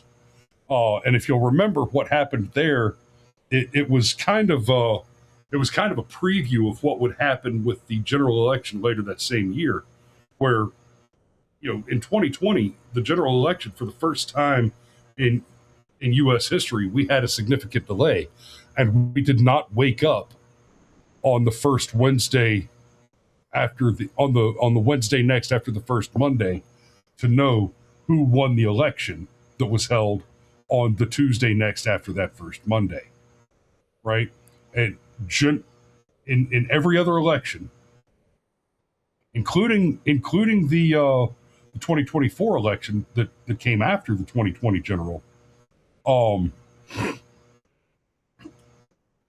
We go to bed late after watching the coverage as late as we can stand to, and we hope we have an answer in the morning. And we always had an answer in the morning, not in 2020. And the Shadow Inc. scandal in the 2020 Iowa Democratic caucus was kind of a preview of that, where results were delayed.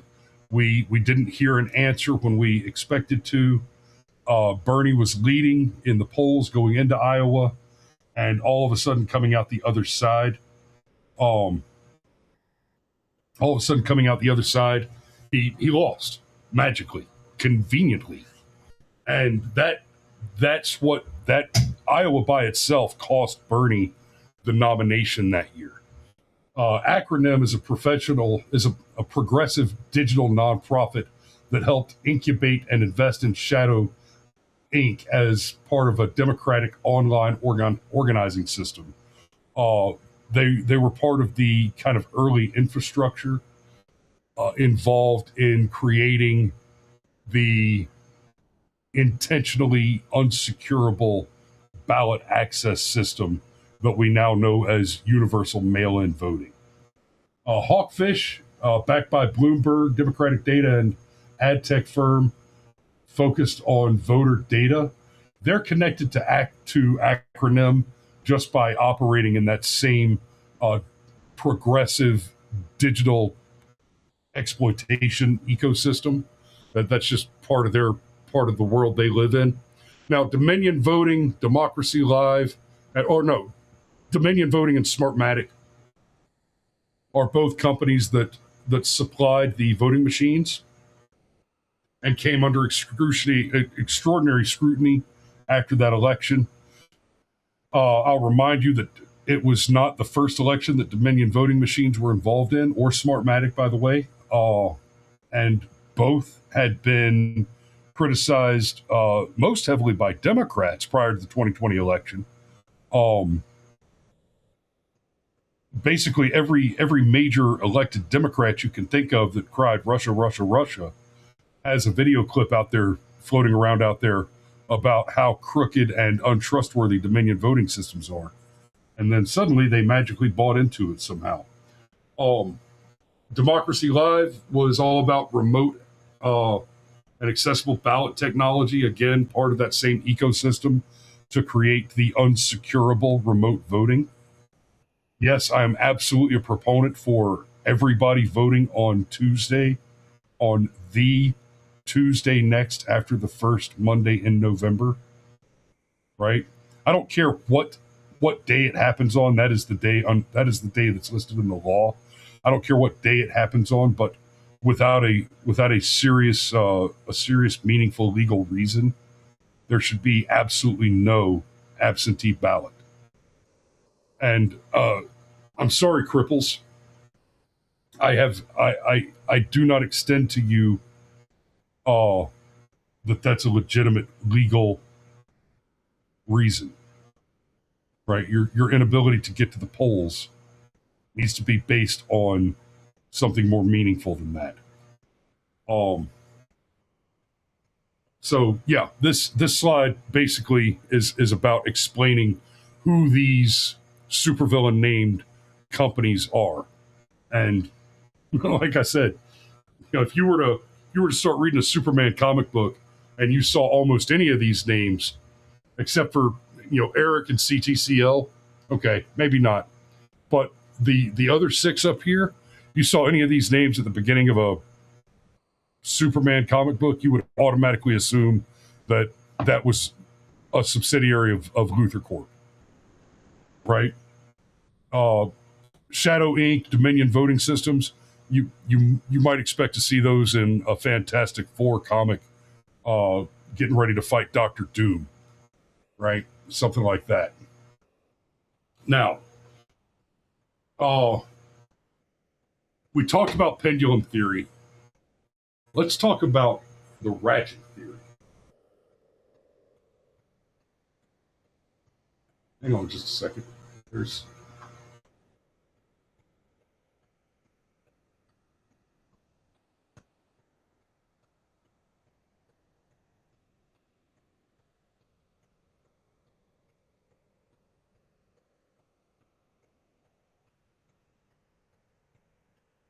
Okay.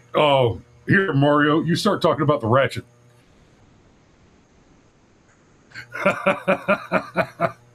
Sorry for the dead air there for a second, guys. Mario, will you start covering the Ratchet Theory? I got to go. I think there's an owl on the deck. Right.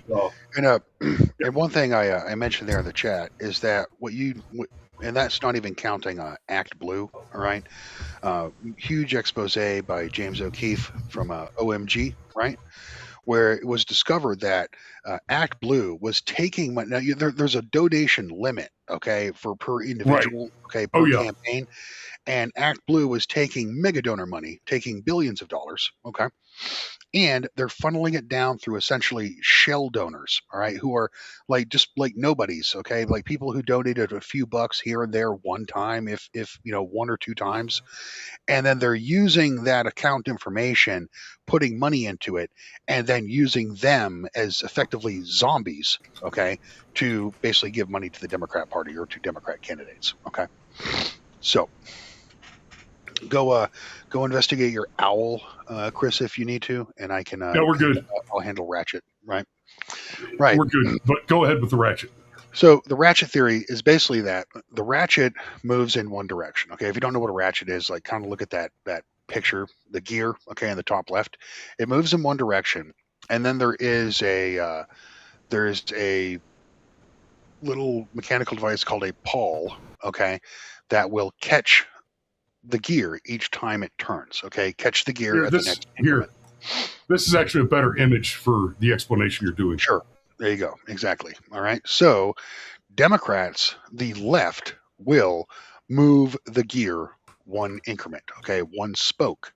And the conservatives effectively function as a resistance towards the turning of that gear, okay, because otherwise it would be it'd be a flywheel, okay, it'd be just, you'd go from, it would be total communist revolution, okay, in short order, through the mass impoverishment of the people and through basically directing the anger and disillusionment of the people towards one particular, towards class envy, okay, and towards class struggle, right? So the conservatives function as a resistance to that gear turning.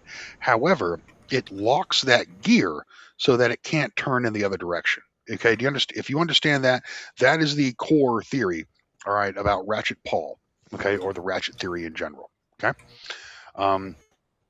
As you see here in the slide, and this I like this slide. This is a good one. Okay. Let me go back to the first slide. Okay. Okay. So the left is the party of progress. Okay. Progress means going forward. All right. Going forward isn't necessarily a good thing, but if you're a progressive going forward, change is always good. Okay. To progressive, change is always good.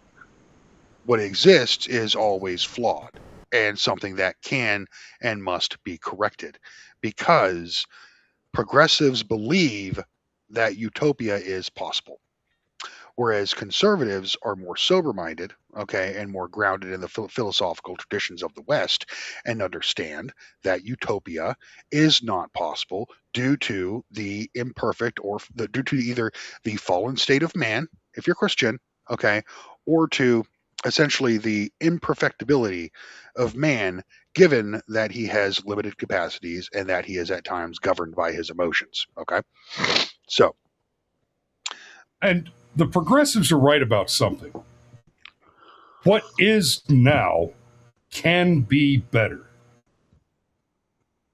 What they're wrong about is where improvement occurs. Now, I'm not going to say that government can't improve anything, but it has not done a great job of improving anything. But the base position of the liberal, of the leftist, of the Democrat, of the communist is that somebody else knows better than you. And you should be controlled and told what to do, because you an individual cannot possibly know enough to make good choices. Yep. Right. So this relates to the pendulum theory. When you start to understand the broader timescale analysis, like I was explaining before when we were on that slide. The pendulum actually goes up a ratchet. And what eventually happens is you ratchet it up so high that it's too much weight for the pawl to retain. And when it breaks loose, the pendulum swings back toward the dissolution and reduction of that onerous government, and it swings back too fast, causing it to collapse under its own weight. That's when you get retrogressive. Okay. That's when you get the fall of Rome. You get retrograde. Okay. Basically, the system collapses. All right. And by the system collapsing, meaning the government collapses, meaning that there is a loss of authority, that there is a loss of sovereignty.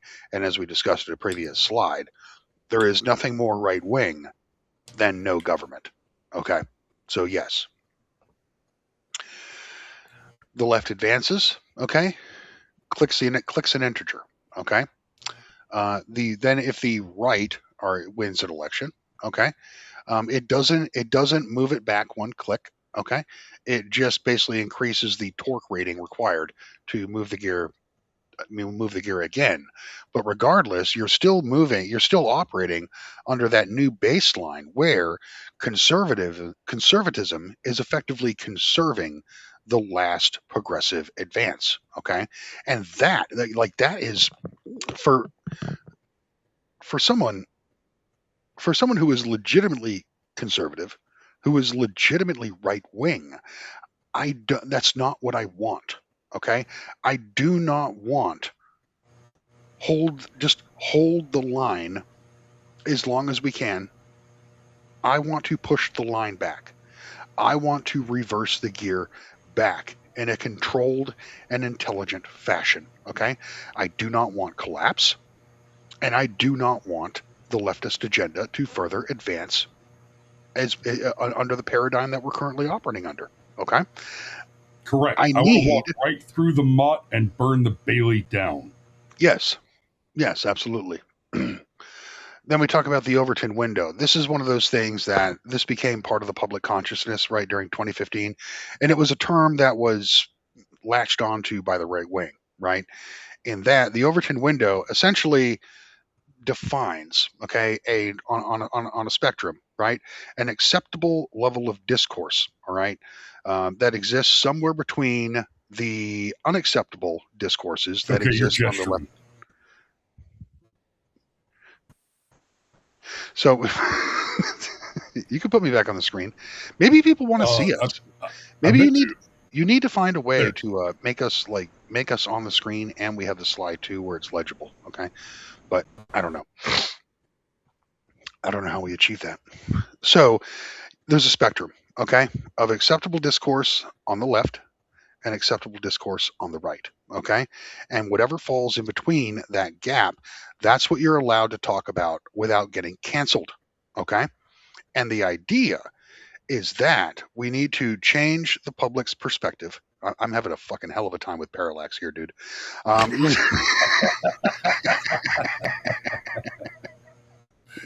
Fucking A, man. You don't want me to be an airline pilot, okay? I'm telling you. But the idea is that we need to push the narrative, all right, so that which was previously forbidden becomes actually the talking points, okay, of the day, right? And for the left, they want the same thing. For the left, the idea of moving the Overton window, which is what they're doing right now, is where socialism, right, which has been for my entire life, right, essentially political blasphemy. Okay, we're Americans. We're not no motherfucking commie. We ain't no panko fucking commies, right? We don't do socialism. That's not America, right? America is supposed to be a meritocratic society, right? That has a heritage American class that is willing to accept new Americans, right, to be part of that great experiment of the republic, right, of a constitutional republic, and that in the end, America is that great leveling force that can take people from basically anywhere on the planet and effectively turn them into good Americans if we can just civically educate them enough, and if we can just provide enough prosperity where people's don't go to the darker third world impulses, okay, of socialist government, right? The left is at present having success in moving that Overton window to where talk of socialism is now acceptable, right? What the right has been trying to do is to push the Overton window, move it to the right, where we can talk about essentially racial politics, okay? And the idea that actually immigration is the only issue that fucking matters, right? Demography is destiny, okay?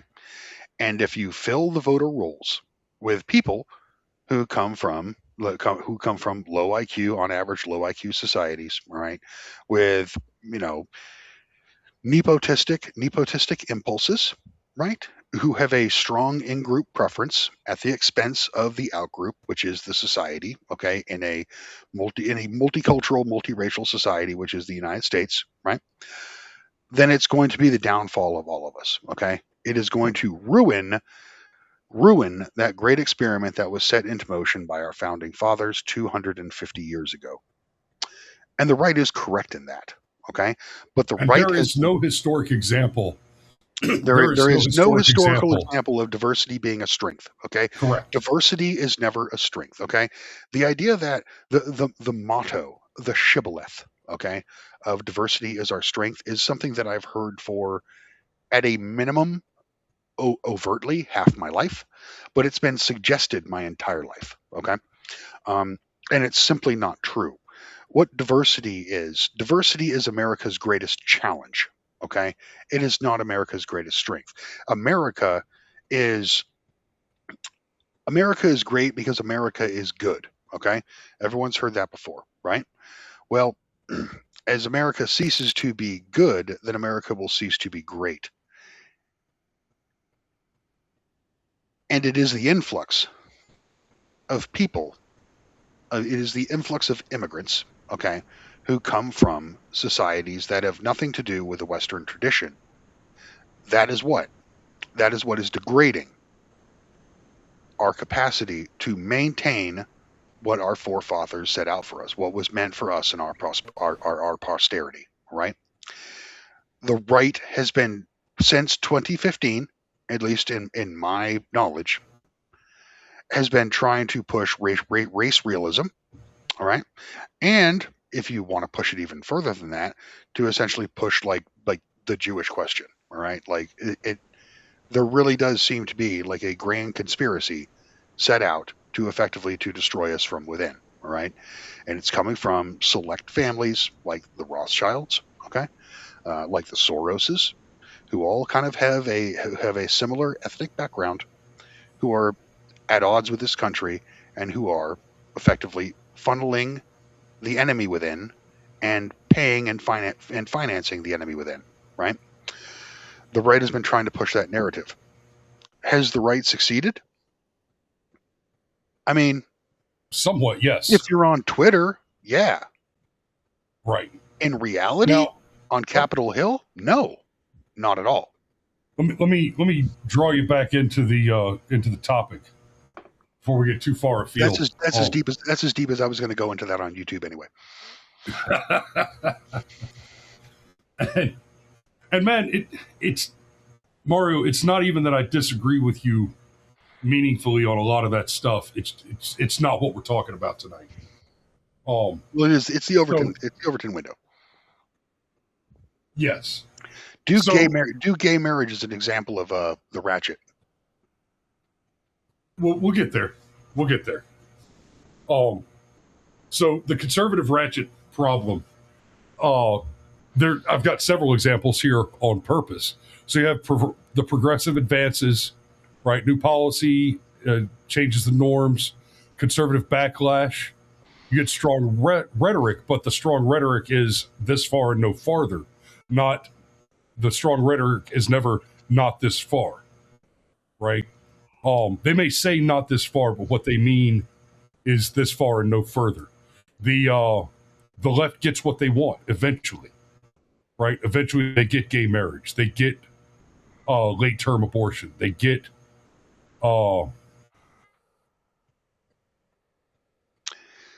they got the Great Society, and they got the 1965 Civil Rights Act and the 1965 Immigration Act. Okay. Yeah. They won. They won. Okay.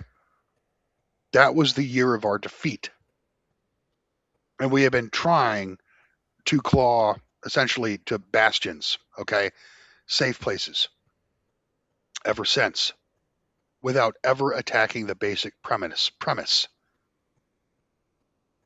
that immigration is not a strength and that that everybody is equal, that we are all one human race. Okay. It really all comes down to that. Okay. I don't think it's off topic, but I don't have to expound on it any further if you don't want to. No, go ahead real quick. Let's not spend too much time on it. Right. Because there's some stuff on this slide that I really want us to get into deeper. Well, This slide the next couple after the culture. Yeah, there was a cultural revolution that took place in this country in the 1960s, right? And it's not something. If you look at like say the meme war of 2015, right?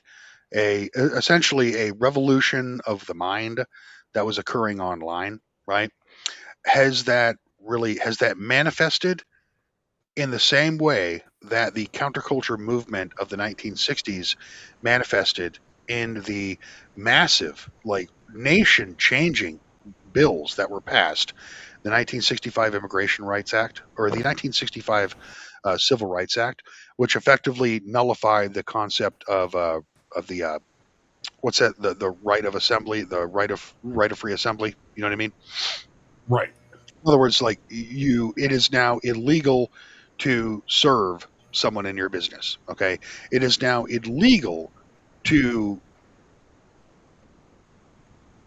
prevent someone from participating in whatever you have established. Okay, you know what I mean? But what you're talking about is what's called the right of free association, which is assumed, which is an assumed sub category of your right to free speech and your right to assembly. Right. Based on the Roe v. Wade used the language, from the nebulous penumbra of unenumerated rights, which, based on the Ninth Amendment, so the Ninth and 10th Amendment are very important and they work in tandem together. The 10th Amendment says if we didn't write it down and say, hey, government, you can do this, then what that means is you can't do the thing. And the Ninth Amendment basically says, hey, if there's a right, a civil right that's super important that we didn't think to write down here, that doesn't mean that it's not a civil right. And you can fuck right off with that too, so you can't do that either. And so from what's referred to as the nebulous penumbra of unenumerated rights, and within the context of the presumptive right to privacy based on the negative right of the First Amendment, argument being that the freedom to speak includes the freedom not to speak, right? Just because a police officer asks you questions doesn't mean you have to answer them. He's got to take some steps before you can be compelled to respond, right? Yeah. That kind of broader right to privacy is enumerated in the counter right argument of the First Amendment. And then, of course, your rights under the Fourth and Fifth Amendment, the right to be secure in your personal properties and papers, and the right not to be compelled to incriminate yourself. Dr. Fauci, it's the right not to be compelled to incriminate yourself, which you can't do if you've already been pardoned, you weaselly little sack of shit.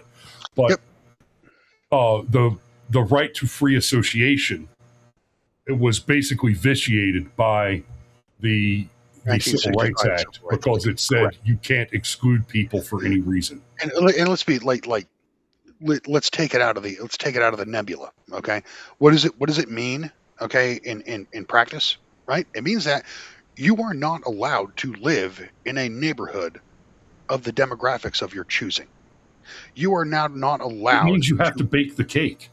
You are not allowed to operate a business with people of your choosing. You are not allowed to live amongst people you want to live. You are not allowed to work, or you're not allowed to hire, okay, exclusively amongst people you want to work with, right? You have lost a tremendous amount of freedom in that act. And just to show you how hard the Republican Party will enforce that new click on the ratchet, okay, that new spoke that turns over the pawl. Barry Goldwater, anyone remember Barry Goldwater? He was a Republican senator. He voted against the 1965 Immigration Act, and he was targeted for absolute destruction by the Republican Party as penance, okay, for his crime. He was gone. And then let's look at the 1965 Immigration Act, right? What did this do? It basically removed any barriers for anyone to be able to enter this country. Congress used to set quotas. We had the 1924 Immigration Act, okay, which set up effectively numbers for who was allowed to come into this country from specific regions of the earth. Okay, obviously a greater priority was placed towards people of Northern European ancestry. Okay, and then second on the scale on the immigration value stack would have been Southern Europeans. Okay, third on the value stack would have been Eastern Europeans. Okay, and then after that, then it's basically like tiny allotments for essentially the third to the 1924 Immigration Act. Which, by the way, hang on. Which, by the way, the tiny little allotments for immigrants from the third world was almost exclusively ceded to Chinese immigrants at the time. Right. people who were like fleeing essentially the chaos of China at the time. We've done a deep dive on China. Okay, this was the point in Chinese history when there was actually like a Christian uprising. Okay, believe it or not, in China. All right, and then it was. But then the guy who was in charge of it like lost his fucking mind and said that he was Jesus. You know what I mean? And then the whole thing went to hell. And then there was like the 19th Civil War in 19th centuries in China occurred after the war. We're not going to expound on it, right? So it was basically to help people who were not going to be a public burden, all right, who were fleeing a legitimate concerns, right? So anyway, what the 1965 Immigration Act did is it effectively opened the doors to the garbage of the world. The garbage of the world. It removed the public burden requirement. It removed the quotas per region of the planet. And we were lied to about it. Ted Kennedy was basically the good guy, all right? The Judas cow, the Judas goat, who walked the Democrat Party into the fucking grist mill by publicly stating that this Immigration Act in no way will change the demographics of our cities. Okay. How the fuck did that work out, Teddy? Holy fuck. Well, New York is more than 50% immigrant now, so New York is no longer. New York is essentially a redoubt, okay, of the third world. All right, of a third world Marxist and Islamist alliance. So it's been a disaster for this country. Those two things effectively poisoned the United States of America for all time. And the Republican Party has not done anything to stop it or to move the gear backwards. What we need is a repeal of both of those acts. Those are, and honestly, it might be too late, but it's still worth trying. Okay, it's still worth the fight. Like, I will fucking rage against the dying of the light, okay? I'm not going out with a whimper. I'm going out with a bang. God damn it. I need a party that believes that. And the Republicans are incapable of doing that. There was a anonymous editorial prior to the 2016 election, okay? Many believe it came from Rush Limbaugh himself, all right? Where he spoke of effectively that the Republican Party served as the Washington Generals to the New York Globetrotters, okay? Where they're not a real opposition, they're a controlled opposition just designed to put on a show. That the Harlem Globetrotters are always going to win the game, and then their foil, the Washington Generals, are simply there to put on a show and to ultimately lose. And he described that as basically an analogy of the Democrat and the Republican Party. And he was right. And that's why he basically said that Trump was the last chance. Trump is your last chance to save not just the electoral system and faith in voting, faith in democracy, but perhaps to save the country. And here we sit 12 years later, or 10 years later, having been denied that dream, having been denied that faith we had in the system, that if we voted hard enough, if we canvassed hard enough, if we could reach into the hearts and minds of people and make them finally understand what it really took to save our country, to save ourselves, to save our nation, to save our posterity. And people right now, we're looking around and we're pretty disillusioned. And we're pretty fucking black-pilled about how things have turned out. Not to say it's all bad. I don't think Trump has been a terrible president in comparison to other presidents, okay? But, well... Let me bring us back to the Ratchet. The Iran war and the Epstein... The Iran war and the Epstein files, there's no excuse. There's no excuse, and that has done so much damage to the brand. So much damage, you couldn't believe it. Let me bring us back on topic. The Ratchet. Sorry, I got emotional. You got what? I got emotional. I'm sorry. It's okay. Gay marriage is the one that we're going to use for the case study on the Ratchet. There's a bunch of other stuff that we could look at, but I want to look at gay marriage in particular. In this context, it's a perfect example. Correct. Well, and let me just say that, these others, abortion, healthcare, same-sex marriage, welfare state, right? All four of these major ones, and this is true of everything Democrats pursue, they all end in death, right? Abortion, obviously, right? The old argument was, oh, well, it should be safe, legal, and rare because it's important to have that option for a mother whose pregnancy is in distress. And today, I mean, we just saw it a couple days ago. We covered it a couple days ago. They just signed legislation in Massachusetts saying that we need to extend the horizon over which women can have abortions. And the fact is, in that case, women could have abortions before the new law was signed in Massachusetts up to the point of birth with a physician giving a reason based on prescription under law. They had abortion up to birth in Massachusetts already. What changed is you no longer require the physician to give a reason. Yep. So they went from having safe, legal, and rare to having on demand for any or no reason. Extreme access. Mm-hmm. Right? The healthcare system. The more the federal government takes control of the healthcare system. On abortion, have you heard the? I'm not sure. I don't know the truth of it, but I have heard that there have been more deaths attributed to abortion in the 20th and 21st century than in all wars ever fought by man. Yeah, it sounds about right. Yeah. Something to think about. Because it's several million a year. Yeah. There, in almost every calendar year since the early 90s, there have been more black babies aborted in New York State than born. More people have died of abortion than in the history of this planet's warfare, at least since recorded history. Think about that.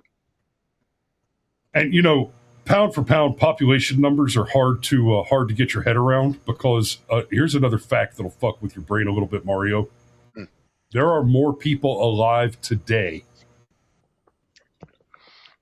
Ready for this one? There are more people alive today than have ever died.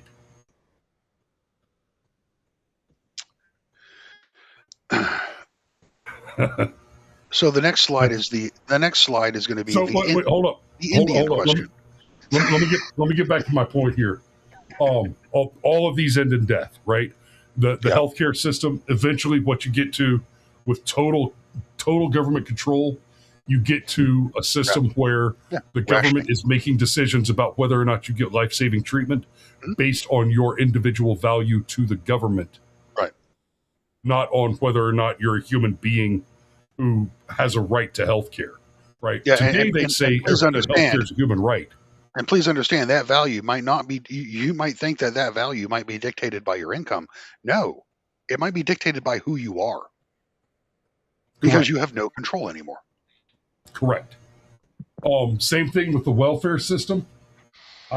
I still absolutely maintain that COVID-19 was at least in part designed to solve the problem of ever aging populations overpopulating the top end of the pension and welfare scales in China and in large left-leaning U.S. states. Right? We saw the whole scandal in New York where they put young people who were generally healthy but had contracted the disease, and for some reason were housing them in nursing homes. There can be no other conclusion. Thousands of elderly were wiped off the welfare rolls. There can be no other conclusion that it was a pension reduction scheme, a budgetary measure. Okay, Andrew Cuomo is going to hell. Correct. Understand that. Andrew Cuomo is hellbound. And then same thing with same-sex marriage. That, we're going to get into that one more on the next slide. So let's get into that. The reason I picked gay marriage as the case study, like I said, everything else ends in death. But I want you to understand this about the gay marriage thing. In the 90s, I was all for gay marriage on a very particular and narrow argument. A libertarian argument. It was a libertarian argument that the government shouldn't be involved in marriage at all. Not for me. For me, it was the constitutional argument. Okay. Right? You all heard over and over again what two consenting adults do in the privacy of their own bedroom is nobody else's business. And I found that argument moderately compelling, but much more compelling when I was a teenager. I found this argument. There is nowhere in the U.S. Constitution where the state, the federal government, right, the state, is ceded the enumerated authority to govern marriage, to license it, to regulate it, anything. There's nothing in the Constitution about marriage, which means that there is no authority for a law to exist which makes reference to marriage in any circumstance whatsoever. Or at a minimum, each state would basically have its own say in marriage. Correct. Just like the overturn of Roe v. Wade sent the abortion question back to the states. Mm-hmm. At most, you can make an argument for the individual states to have laws on marriage. Right. And that means that I'm also arguing that the federal government's got no business in cousin marriages, in miscegenation laws.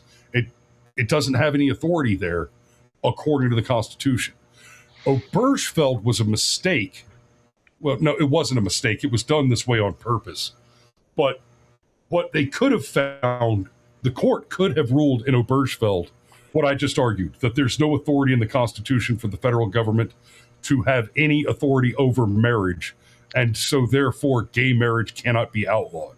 And they could have left it at that. Instead, what they did is they took the affirmative action of saying it is now illegal to discriminate against people who want to get married based on whether or not they get married, on whether or not they're same-sex couples. And that means that if you are in any way providing services to married couples, then you cannot lean on faith. You are required to provide those services, whether it's the actual officiation of the matrimonial ceremony or the production of products related or services related to the industry of matrimony. You cannot say, well, we don't believe in gay marriage, so we're not going to bake the cake. That goes away under the activist judicial activity of the Obergefell decision. And frankly, the unconstitutionality of it is the reason that it will eventually be overturned. Well, I do think that Obergefell will eventually be overturned precisely because of the judicial activism there. It was bad law. They could have had what they wanted with a very good constitutional argument and a very good court decision, which would actually have been the conservative answer to that question in a strictly secular political context. And it would have been an enduring Supreme Court precedent. But the Democrat always asks first, how can I cause harm? right? They never want what they say they want, unless it comes at someone else's expense. The 14th Amendment really has just been a whore that's been used by any interested party over the years, hasn't it? The 14th Amendment is a freaking pinata that can be just beaten indefinitely for more and more candy for any activist any activist Yeah. group that seeks to pervert its intention. Correct. 14th or 19th, which one was worse? It's hard to say. Yeah. Well, no. I would argue that it's the 19th Amendment that was worse because there's no upside to it.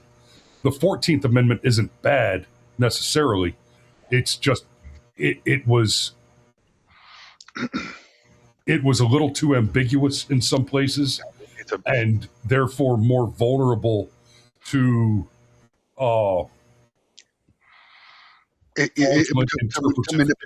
manipulation. Like I said, a whore that can be used by anyone for their own, for whatever purposes they have. So you want to go to Mott and Bailey? Anyway, because nobody knows what a Mott and Bailey is other than people like me who play like historical strategy games.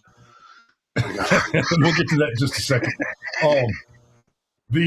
So they had the stated objective, same-sex marriage equality for same-sex couples was the argument that they made through the 24th, the 25th, up until 2015, when they did have the Obergefell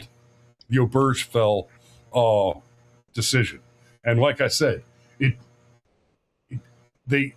it's said to have legalized gay marriage, which they could have done with a more constitutional decision, but instead, good old Roberts decided that he got to legislate from the bench. And it was about 30 seconds later that we started hearing about all the crap with the trannies in the bathrooms. Yep. Right. I mean, no sooner, literally the next day. The next day it was basically gay adoption. The next day it was gay adoption. Okay. Gay adoption didn't have any legs. It didn't go anywhere. But June 26, 2015, Obergefell was decided. June 27th, the ACLU was arguing the Grimm's case in court over men shitting in women's bathrooms. Right. And the reason I'm using this one as the case study, and beating their beat. For all of the other ones, right? We could point to, for abortion, we could point to Massachusetts and what just happened this past week. Just happened, right? Basically removing all the restrictions on murdering your child as it's on its way out of the birth canal, right? On healthcare, I can tell you that healthcare is going to end in the government choosing to murder you, and I don't have to make shit up, right? We don't have to guess. On abortion, the Slavs are aborting children with Down syndrome in the womb in almost every case that they can catch one diagnostically before birth. In the healthcare system, we've seen the MAID, medical assistance in dying, in Europe and in Canada, right? The government just decides, oh, well, you're not worth saving. You're too expensive to save. Remember when people... Absolutely. The welfare state will absolutely end up being, oh, you got checked into the government healthcare system and you're receiving too many benefits. You don't make sense on the ledger. You just became an organ donor, right? But with same-sex marriage, we have it directly in this country where there's an immediate example where the second they get what they said they want, they pivot to something in the same space. They never want what they say they want. What they want is whatever gets them closer to killing everybody. No. You remember when people ridiculed Sarah Palin for her talk about Obamacare death panels, right? Yeah. Yep. Sarah Palin's not a great politician, but no, she was right. Look at fucking MAID. Look at managed assistance in dying. Canada. Oh, you're a homeless veteran? Kill yourself. Oh, your foot hurts? Kill yourself. You're depressed? Kill yourself. But they do target one specific group of people more with that message, don't they? Yep. Canada I'll has... give you a hint. Yeah. They're not the doctors and engineers. Nope, they're not. They're the YPPO. That's right. We must progress. So, there you go, Mario. Now you can explain the Mott and Bailey. Well, okay. So, the Mott... Okay, Mott and Bailey. I know you understand what a Mott and Bailey is in the actual physical historical context of combat tactics. Yeah, why don't you go ahead? This was not in no way my idea, but I do like it. Okay. Explain your madness, Chris. So, the Mott and Bailey rhetorical device, and this is something that the left does all the time. They always make two arguments that are the same argument, right? A good example in modernity is they are pushing to support the legalization of minor attracted people. There's a broad coalition in the left that is pro-pedophilia. It's a map. Now, what they do is they hold that position. That position is the Bailey. Mm-hmm. It's the village under the castle. But whenever they talk about it, they express a more defensible position, which is that children should be taught about alternative lifestyles so that they're not shocked by the world and so that they can be sensitive to people who are outliers, so that they can learn not to be hateful to gay people or to trans people, etc. Right? And so what they do, this is the Bailey, the weak village, right? The provincial area. If you attack that, it's going to fall apart, right? So if you attack their pro-map stance, their pro-pedophile position, obviously that's going to fall apart immediately, right? There is a reason that child abuse is criminalized in this country. And by the way, much like every other evil thing in the world, like slavery, for example, we abolished it here, and it is still actively practiced all over Africa and the Middle East. There are, right, remember just a minute ago I said there are more people alive today than have ever died? Here's another one for you. There are more slaves today than there were during the transatlantic slave trade. Okay? And when I say that, understand that number does not include like illegally held slaves, right? There may be some nut jobs in the U.S. that have some poor girl chained up in their basement. We just haven't found them to save them yet. And any intelligent person would consider that girl to be a slave in need of some rescuing, by the way. And if we find these men, they should be dealt with in the harshest possible terms, right? Obviously. But no, when I say that there are more slaves today than there were during the transatlantic slave trade, I'm talking about those that are held in compliance with the local law related to that slave. Okay? Aaron asks about H-1Bs. Actually, we could probably do a pretty interesting. I don't know if it's worth a full deep dive, but we could definitely do an interesting kind of autopsy of the H-1Bs and compare them to the slavery era indentured servants. And that could be a very interesting conversation that we could cover in great detail. But I'll save that for another time. So anyway, the Mott is the strong. It's the castle, right? It's the strong argument. right? Or the more defensible argument. And it should horrify you, frankly, that, well, we just want to expose the children to these degenerate lifestyles so that they can live and operate in the more diverse culture in the future without misstepping and being offensive to somebody, so that they can, they should be able to deal with people in the world who are different than they are. Well, yeah, okay, sure.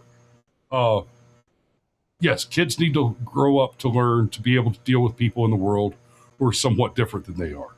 A little Catholic altar boy should absolutely be able to go into a McDonald's and buy a cheeseburger from a Baptist. But that might be just enough diversity right there. So that's the Mott and Bailey kind of argument style rhetorical tactic, where you make it's almost like a straw man.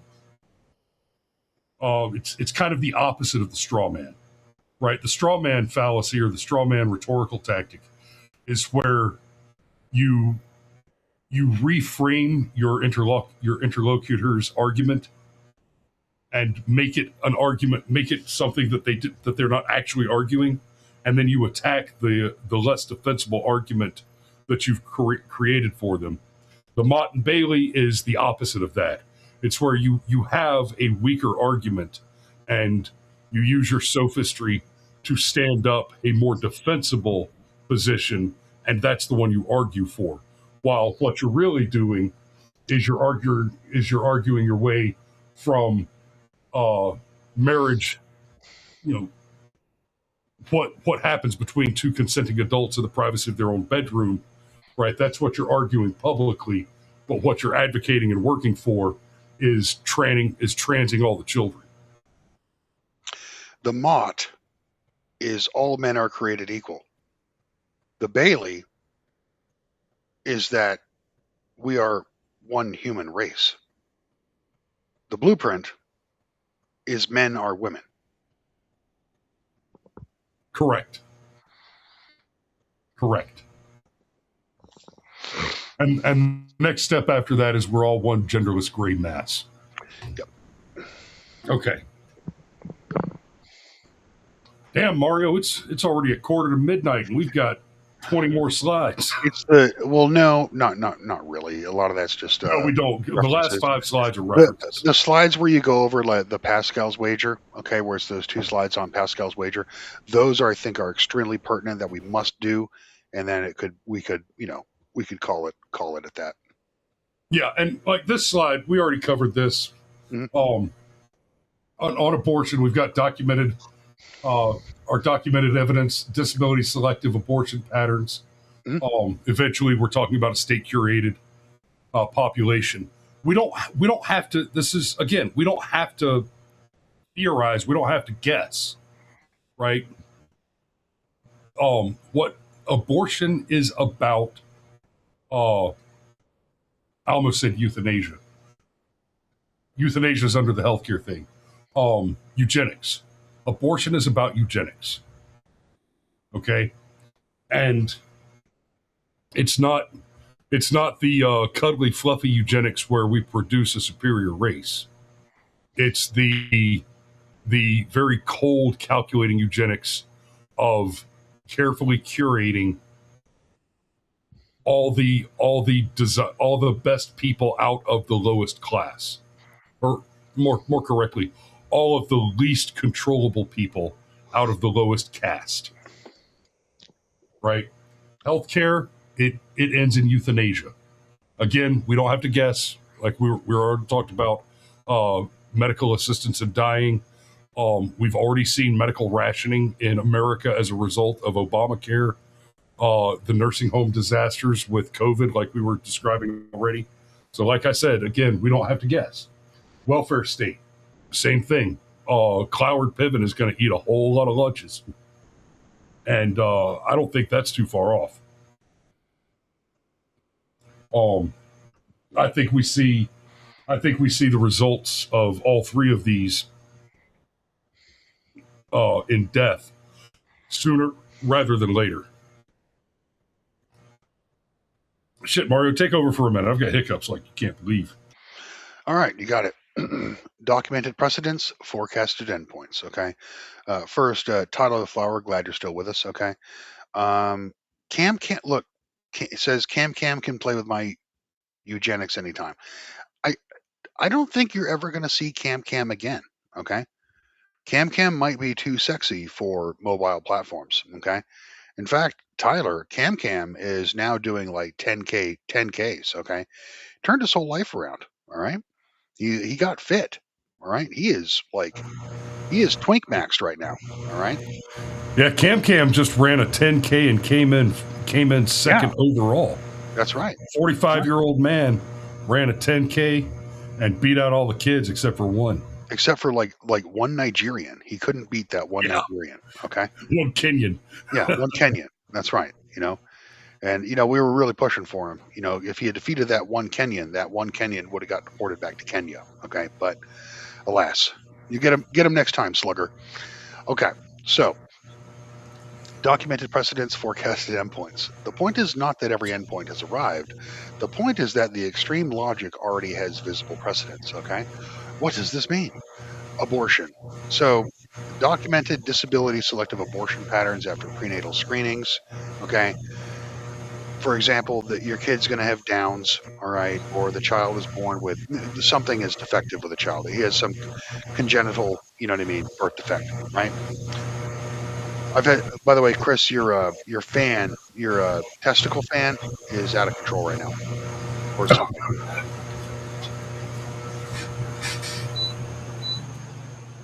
Much better. Much better. I'm sorry. Were you reaching critical testicular mass or something and you needed an emergency cool down? I don't know. Okay.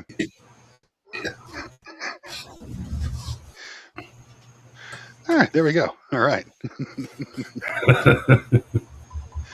So I had this conversation with my ex-wife. Okay. And I'm sure Chris has probably had a similar conversation. Yeah, I wouldn't have aborted a kid if it was Down syndrome. Okay. Down syndrome kid is basically, it's like they're always going to live at home. Okay. They're going to have a job, but and they'll have they can do like a low level job, right? Like a fast food. Okay. Or something akin entry level. And, but then again, what purpose would that really serve in the family? I mean, there's basically a helper. It's like you have a eunuch. You have a eunuch. Okay. Welcome to Costco. I love you. Welcome to Costco. I love you. All right. Not a reason to abort. Okay. Plenty of people who are poorer than you, okay, have had Down syndrome children and they fucking made it. All right. Yep. Welfare. So, basically choice becomes population curation. Okay. So the idea is that it's choice. Okay. But the reality is it is the system effectively nullifying people who are not going to have the same productive value.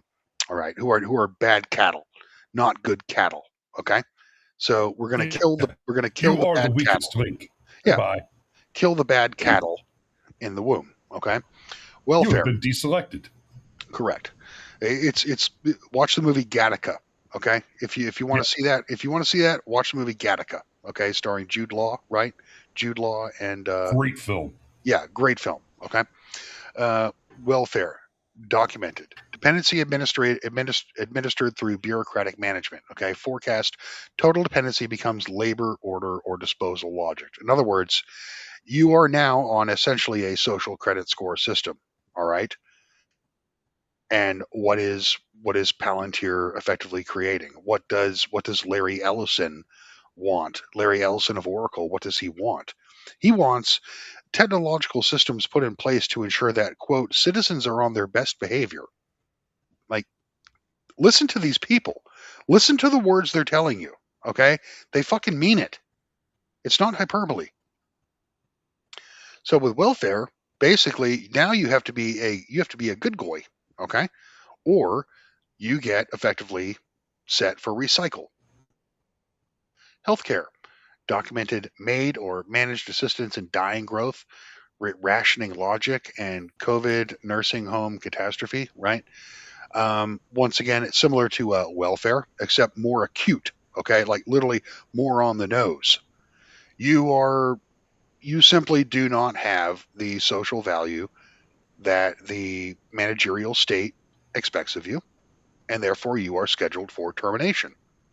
Whether it be, but in this case, you're gonna be terminated passively, whereas basically we don't admit you, we don't treat you, we will not help you.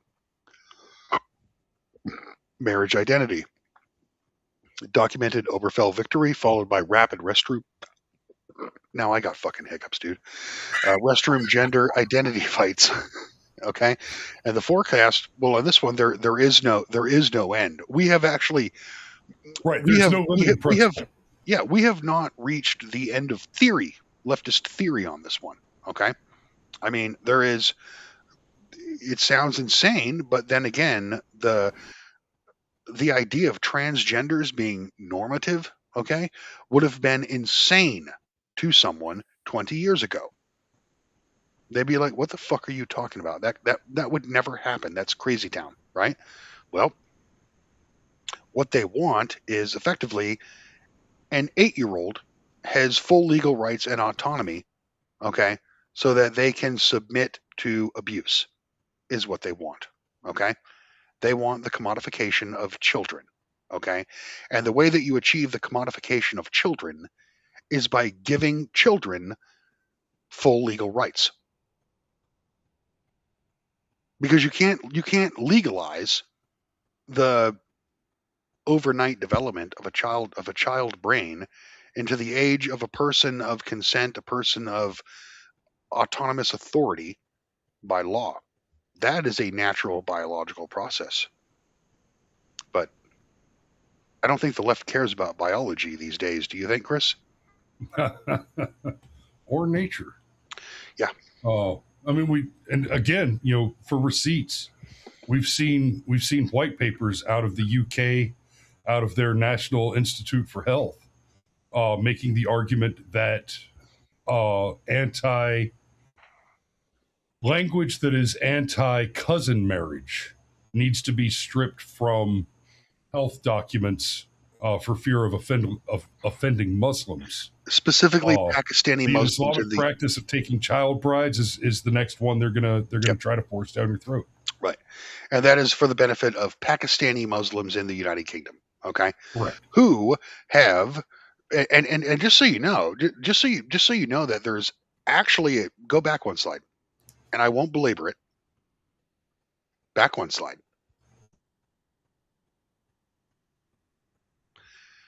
Just so you know that this there doesn't have to be any logic behind this. Okay, it sounds logical, right? Like it's literally cost benefit analysis. Okay, just with a kind of a cruel, anti-human, okay, but profit motivated government, okay, or society, right?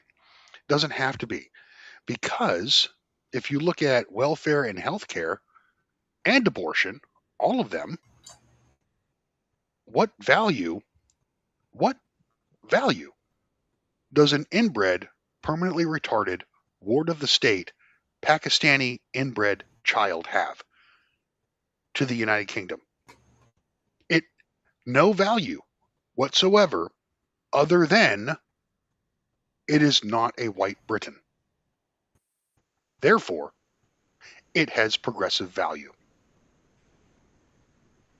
So they can throw the rules out at any time if it meets whatever their psychotic white genocidal cause, right? They can throw out their own logic at any time. Because what really matters is your death, the end of you, the death of the West, the death of Western civilization, the death of Christianity, and ultimately the death of white people, which is the ultimate goal. Anyway, go ahead. Same thing in Australia, okay. Tyler. So, Pascal's wager. Okay. Forget about all the election stuff for just a minute. Let's explain what Pascal's wager is. This is the part of the show where I'm going to make the argument that you should still vote. Right. Pascal's wager is this. On a basic cost-benefit analysis, if it is the case that God exists, and understand in this context what we mean is in the sense that the Christian believes it. If it is the case that God and by proxy heaven exist, and salvation comes through the Lord and Savior Jesus Christ and the sacraments and all of the everything that goes into being saved, as it were, then if you believe that God exists and you are correct in that belief, you gain heaven. You gain infinity. Mm-hmm. Absolute maximum profit. If you do not believe, and it turns out that you are wrong, which is to say, you believe there is no such thing as God, and in the end, because if you believe there's no such thing as God, then by proxy, you also believe that when you die, nothing happens. There is no afterlife. There's no spirit that goes on to the next experiential stage in existence, right? So if you do not believe and you are wrong, and it turns out that God does exist, then you have lost infinity. There is no bottom. You have just shorted Bitcoin in 2020. Your potential for loss is not capped. That is hell. Now, if, on the other hand, you believe that God does exist, and it turns out that you're wrong, and God does not exist, then when you die, nothing happens, and you spent a life, with discipline, with worship, and with the sort of restraint and delayed gratification that results in a well-lived life. It took a little more work than the alternative, but your cost is very finite, right? Minimum. Mm-hmm. If you do not believe, and it turns out you're right, there is no God, then when you die, nothing happens. There's no profit margin. And you could be argued to have had a finite gain in that quadrant because you had maybe a little more, I wouldn't even call it liberty. You had a life that was more libertine and you shouldered less responsibility. So maybe you had an easier life, of more fun in the kind of frat boy sense life. I can tell you, boys, get married early and have kids, fight you a little war, open a couple of businesses. You'll have more fun than you can imagine. But I digress. Yep. The point is, if you believe and you are correct, then your profit is uncapped. If you do not believe and you are wrong, your losses are uncapped. And on the other side of the ledger, if you believe and you're wrong, your losses are very much capped. You have almost no loss. And if you do not believe and you are correct, you still don't get anything meaningful out of it. There's no meaningful profit to be had by being wrong in your atheism. Right. Never mind the clear logical fact, right? And this is not what I'm about to say is not an argument for Christianity or any religion in particular, but the immutable fact that logic dictates that there must be a supreme existence. If there are things which exist and they are clearly not equal to one another, it is possible that men are the absolute pinnacle of existence, although I think that's unlikely. but there is a point in that hierarchy which we generally refer to with the term God, which is an existential motive which must be occupied by something. Ergo, atheists are fucking morons. Hear, hear. QED, bitches. You know that one, right, Mario? QED? Yeah. No. Quod erat demonstrated. Quad Thus it's proved. erat demonstrated, and thus it is demonstrated, and there it is demonstrated. Yep. And there Thus it is shown. proved. And there it is shown. Quad, yes. Yeah. QED. Yep. QED. Mm-hmm. And thus it is proved. Thus it is demonstrated. Excellent. So, now, what does this mean for your little vote in that little box? and there you go. So the same argument is a little more complex when we apply it to the vote, because there are a few more possibilities. Now, on the left, you still on the y-axis, you still only have two options: participate or don't participate. There is no in between. You can't half participate. Like, even when I left Bush unchecked and voted for all the other Republicans, I participated. Participation is a binary state, but there are 4 circumstances. So, if you participate and the elections still matter, which is to say you are actually voting for someone or something, you are actually electing your representatives, and you have good choices, which is to say clearly distinct choices, right? You don't have the uniparty mud soup of nearly identical candidates wearing different colored t-shirts. Then you have everything to gain. In fact, in that case, not only is your profit margin maximally guaranteed, not only is your profit margin maximally guaranteed, but in that case, that first upper left corner, you have a duty, right? You have the rights. You have the right to live life, liberty, and pursuit of happiness. As I like to say, life, liberty, property, and pursuit of happiness. Certainly. But each of those rights, all of your rights, come with a correlated duty. Right? For every right, you have a duty and you have an authority. Rights exist in part to protect your authority to fulfill your duty. Voting is no different in this case. If you participate and it still matters, but you have bad choices, now you're in the choose the lesser of two evils camp.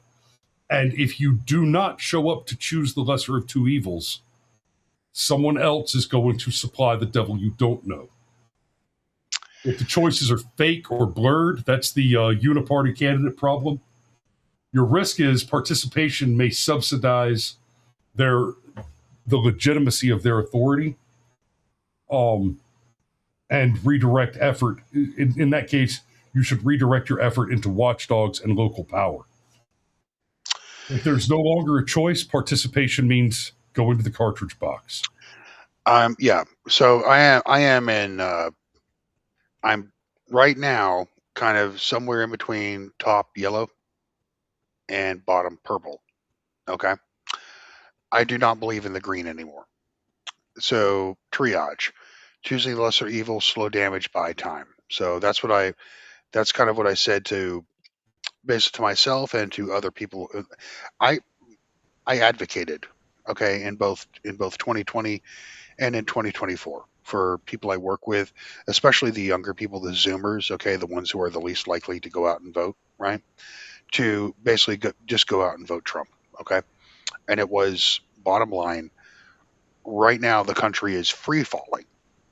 And if we vote for Trump, worst case scenario, okay, or if we vote for Trump, perhaps only the best case scenario is we buy some time so that you can prepare for a dark future that's coming. Okay. Yep. The Sarah Connor approach. Okay.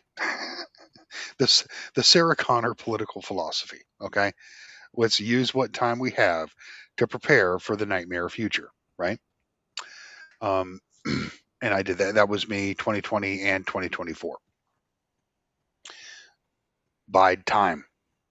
Build yourself up. Ignore the vote, but ultimately ignore the politics. Okay. Nationally. Locally, by all means, still try to primary people out. Try to primary people out whenever you possibly can. Yes. Okay. Always. And then and then also where the bottom purple, where it's don't participate, may be rational only if organized pressure remains ritual voting. Yeah. If you're not going to vote, you need another vehicle for leverage. Okay. If you choose to not participate in the game of power, you will not be left alone. You have to understand that. Okay. It's like the adage, you don't care about politics, but politics cares about you. Okay. Well, yeah, it's the zombie apocalypse, and you've decided to hold up in your bunker. My man, Right. The Raiders are still going to come knock on your door. Right. That's correct. So if you're not going to vote, then you better have some kind of active venue for what would otherwise be political activity. Okay. You could do something like what Arval is doing. Okay. With basically the kind of like that, the whites only community. Okay. And like the Ozarks. Okay. In Arkansas, that's like a viable bottom purple option. Okay. We're going to establish our own community. There have been a lot of Christians on the right wing who have been talking lately about we need to actually get away and incorporate our own towns. Okay. Basically the Arval strategy. So yes, if you're not going to vote, at least put your political energies towards something. Okay. It is a value. It is a valid expenditure of masculine energy to seek politics. Okay. Which is leverage in a society. Okay. You actually have to do that to some regard. Otherwise, you are a fucking goy. You're a peasant. So across the bottom, You're a serf. Across the bottom, I want to focus on this for just a second. The don't participate. This is the equivalent to choosing to believe that there's no God, and it turns out that you're wrong. You have infinite hell as your pay there.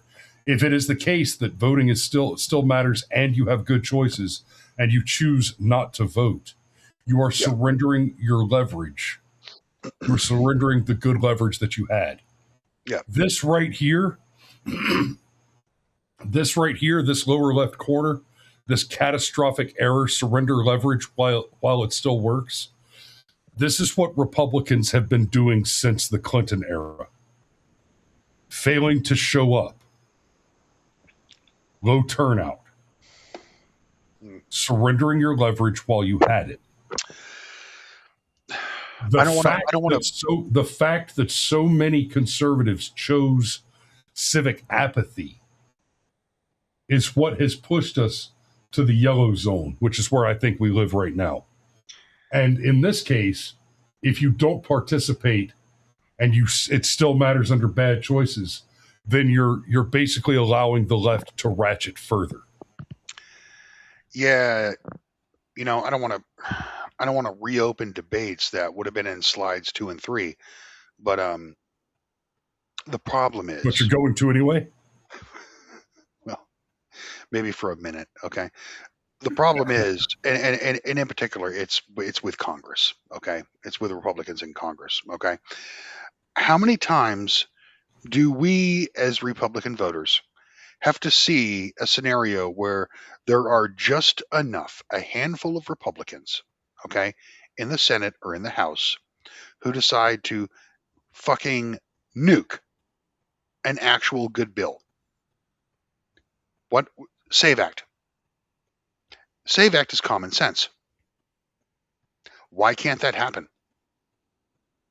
And the SAVE Act why can't we have 100% Republicans in the House and Senate, just like the Democrats would do, to pass a bill that is legitimately good for the Republic? Shit looks fucking. It looks like a setup. It looks like you're getting fucking played, is what it looks like. Yep. That shit is infuriating. And you know what? If the Republican Party's dead, the epitaph of the Republican Party will have Trump's name fucking stamped all over it, right? No. It's Mitch McConnell. Mitch McConnell murdered the Republican Party if the Republican Party is dead. Yeah. So but that's all. That's my frustration there. How many times are we going to let some fucking cunt from Maine and Alaska ruin this country because of their feelings?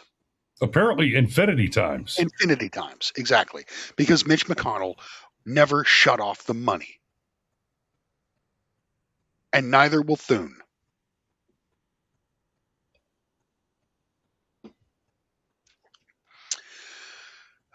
Anyway, you want to wrap it up? Yeah. So these are the five checkpoints, right? Before we give up on participation, declare it useless, and pick up the rifles. First, there's contestability. Can opposition still win offices or force concessions? And frankly, it may not feel that way, but I do still believe that we can still win at the ballot box to some extent, especially at the local level, right? Leverage. Does participation produce binding change? And this is the one where we have a real problem. Like we've said over and over already this episode, the fact is that the Republicans are feckless and ineffectual. The best we've seen, the best we can say for the current Republican rack in the House and Senate is, well, they didn't do all the stuff that the Democrats probably would have done.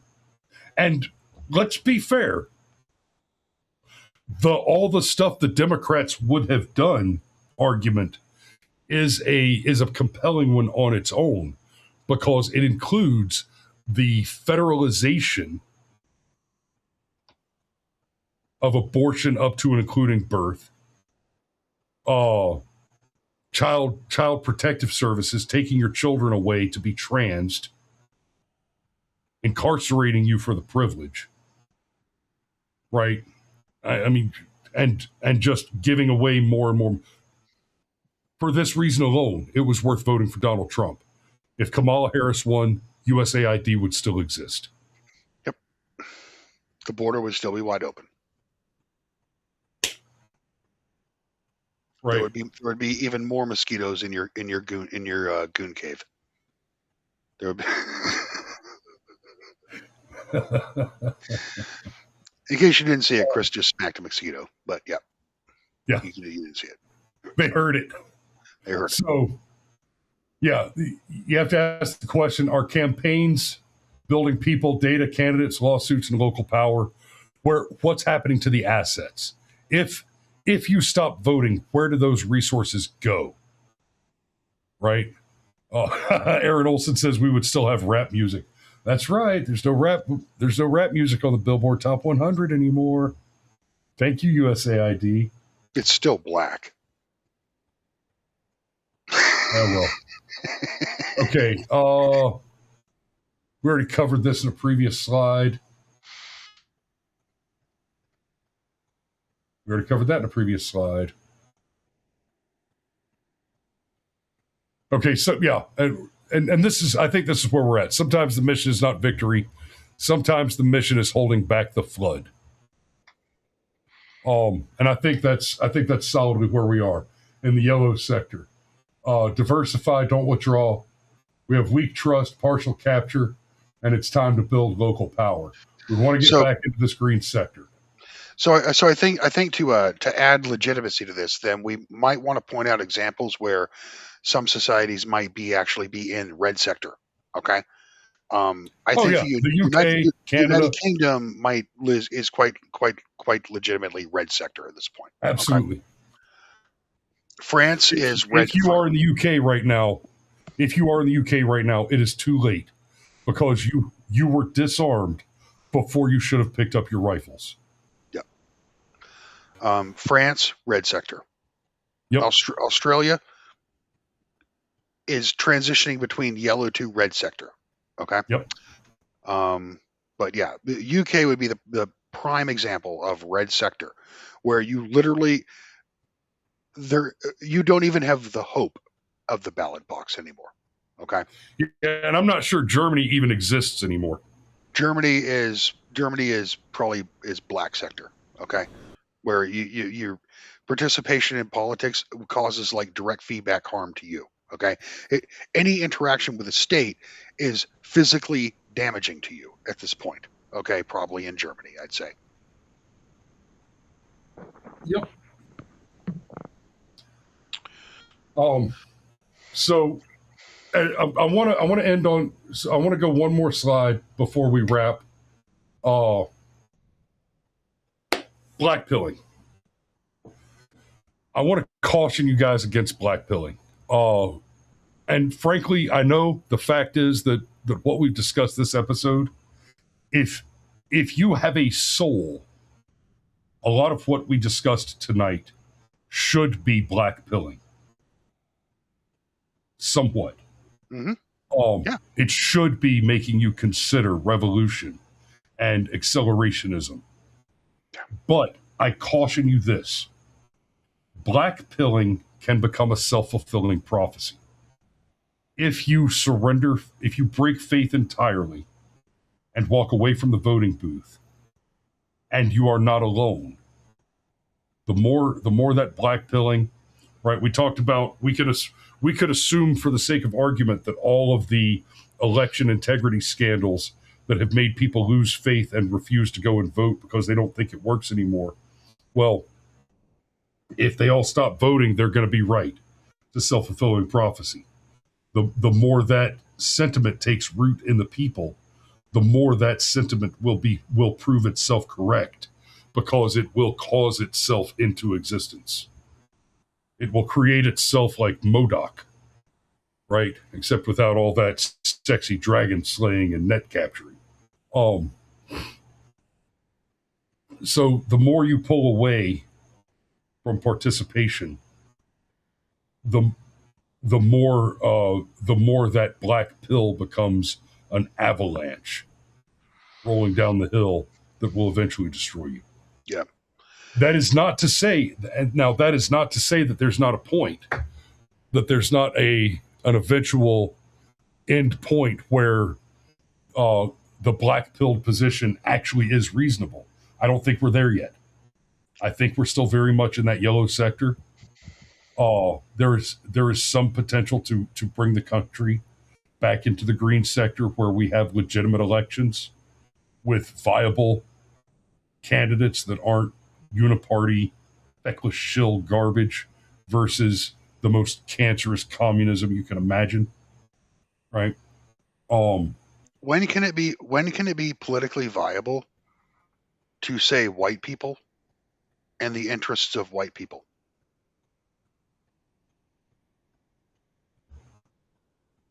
Because that's the Republican Party's greatest failure. It is.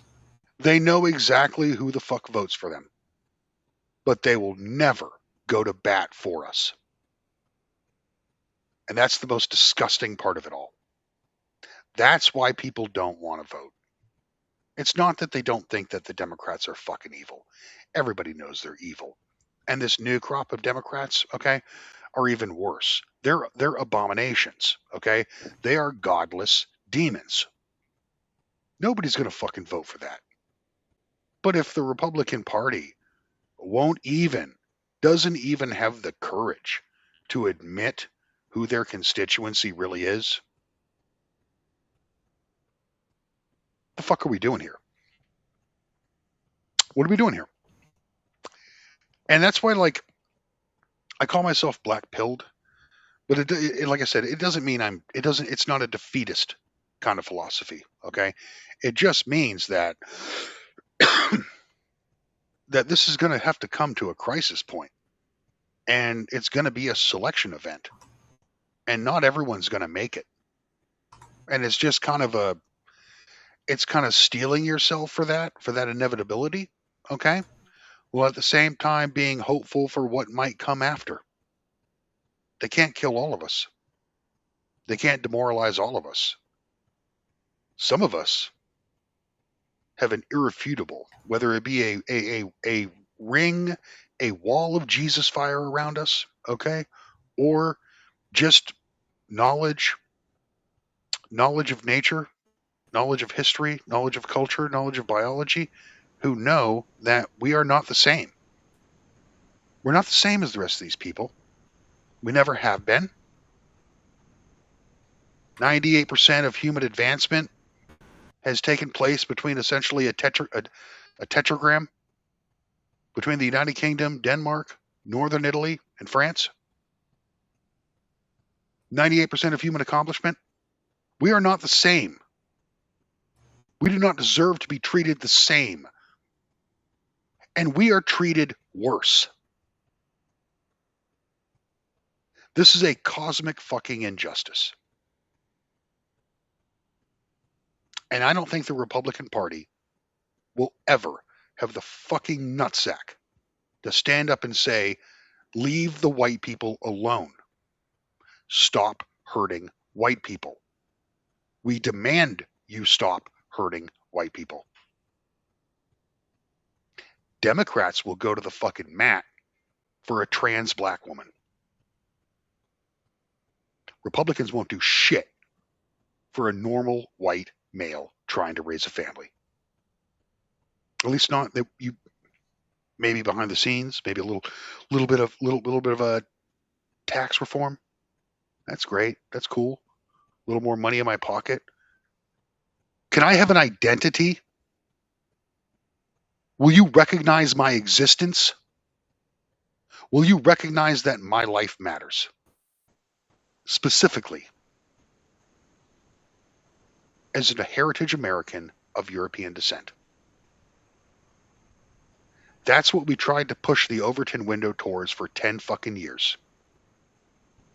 And for some reason, there's always someone at the gate denying us. Did I not bring my 2 fucking coins, Charon? What does it take?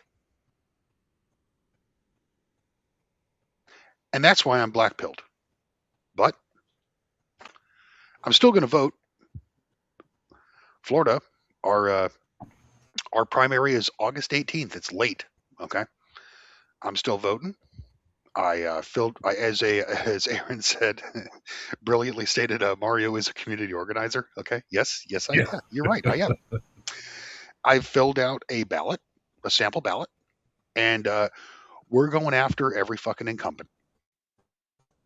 And we're going to replace him with someone who actually speaks to community issues, community problems, which is specifically where I live in Florida. The land development mafia destroying the natural wetlands, which protect us from hurricanes, and building stack and pack housing complexes that bring in all kinds of undesirable people from Orlando.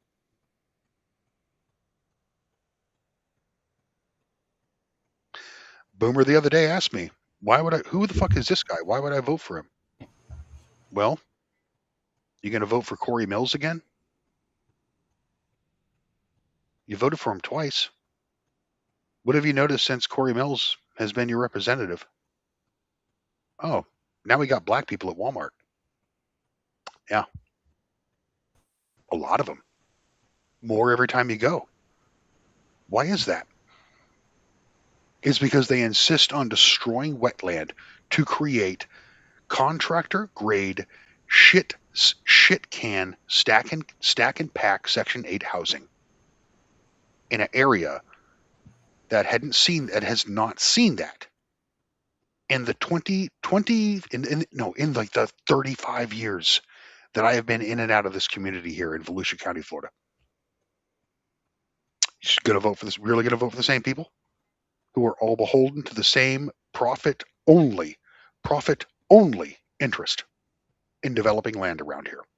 So, like I said, if you don't want to participate in national politics, you goddamn well better participate in local politics. Okay, that is one area where you can have an immediate impact, but you can't do it yourself. You've got to talk to people. You've got to help people who don't understand what they're doing, people who've participated in the political process for twice your age, but they still don't understand. You've got to help them. Okay, that's the most good you can do.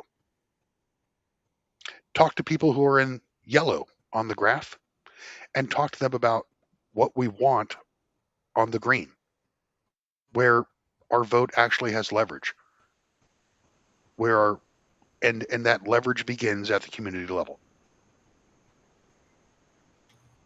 That's all I got to say about that. All right. Aaron Olson calling for the day of the pillow.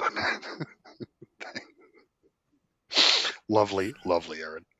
Mario, you said something early on in the show relative to continuing to vote despite being black-pilled, and I've got another song that I want to close us out on because it does matter.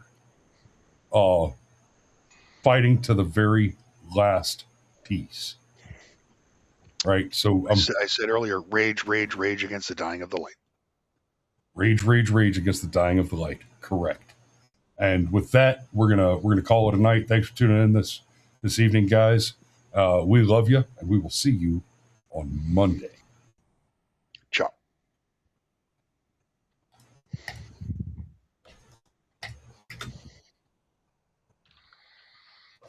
No. Oh, this one. Okay. There's no volume. Fix the volume. Oh.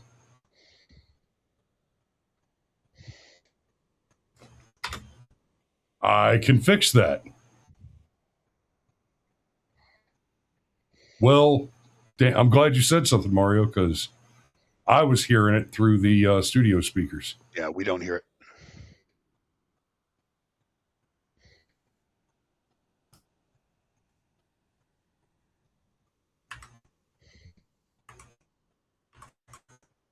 In the beginning, there was only night. God spoke the word, and there was light.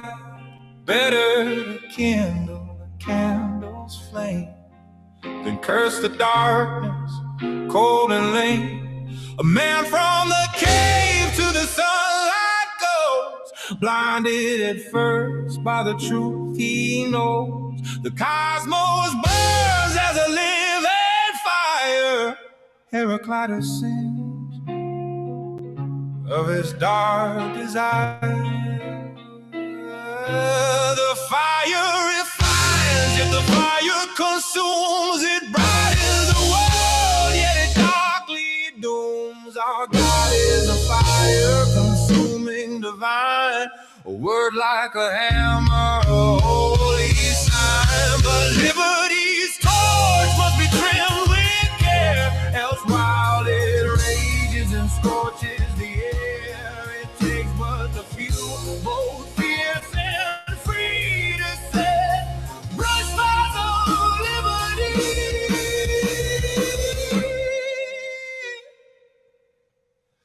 And when all is ashes, the embers fall, darkness returns with its endless thrall. Again the whisper breaks the void stark. Light one candle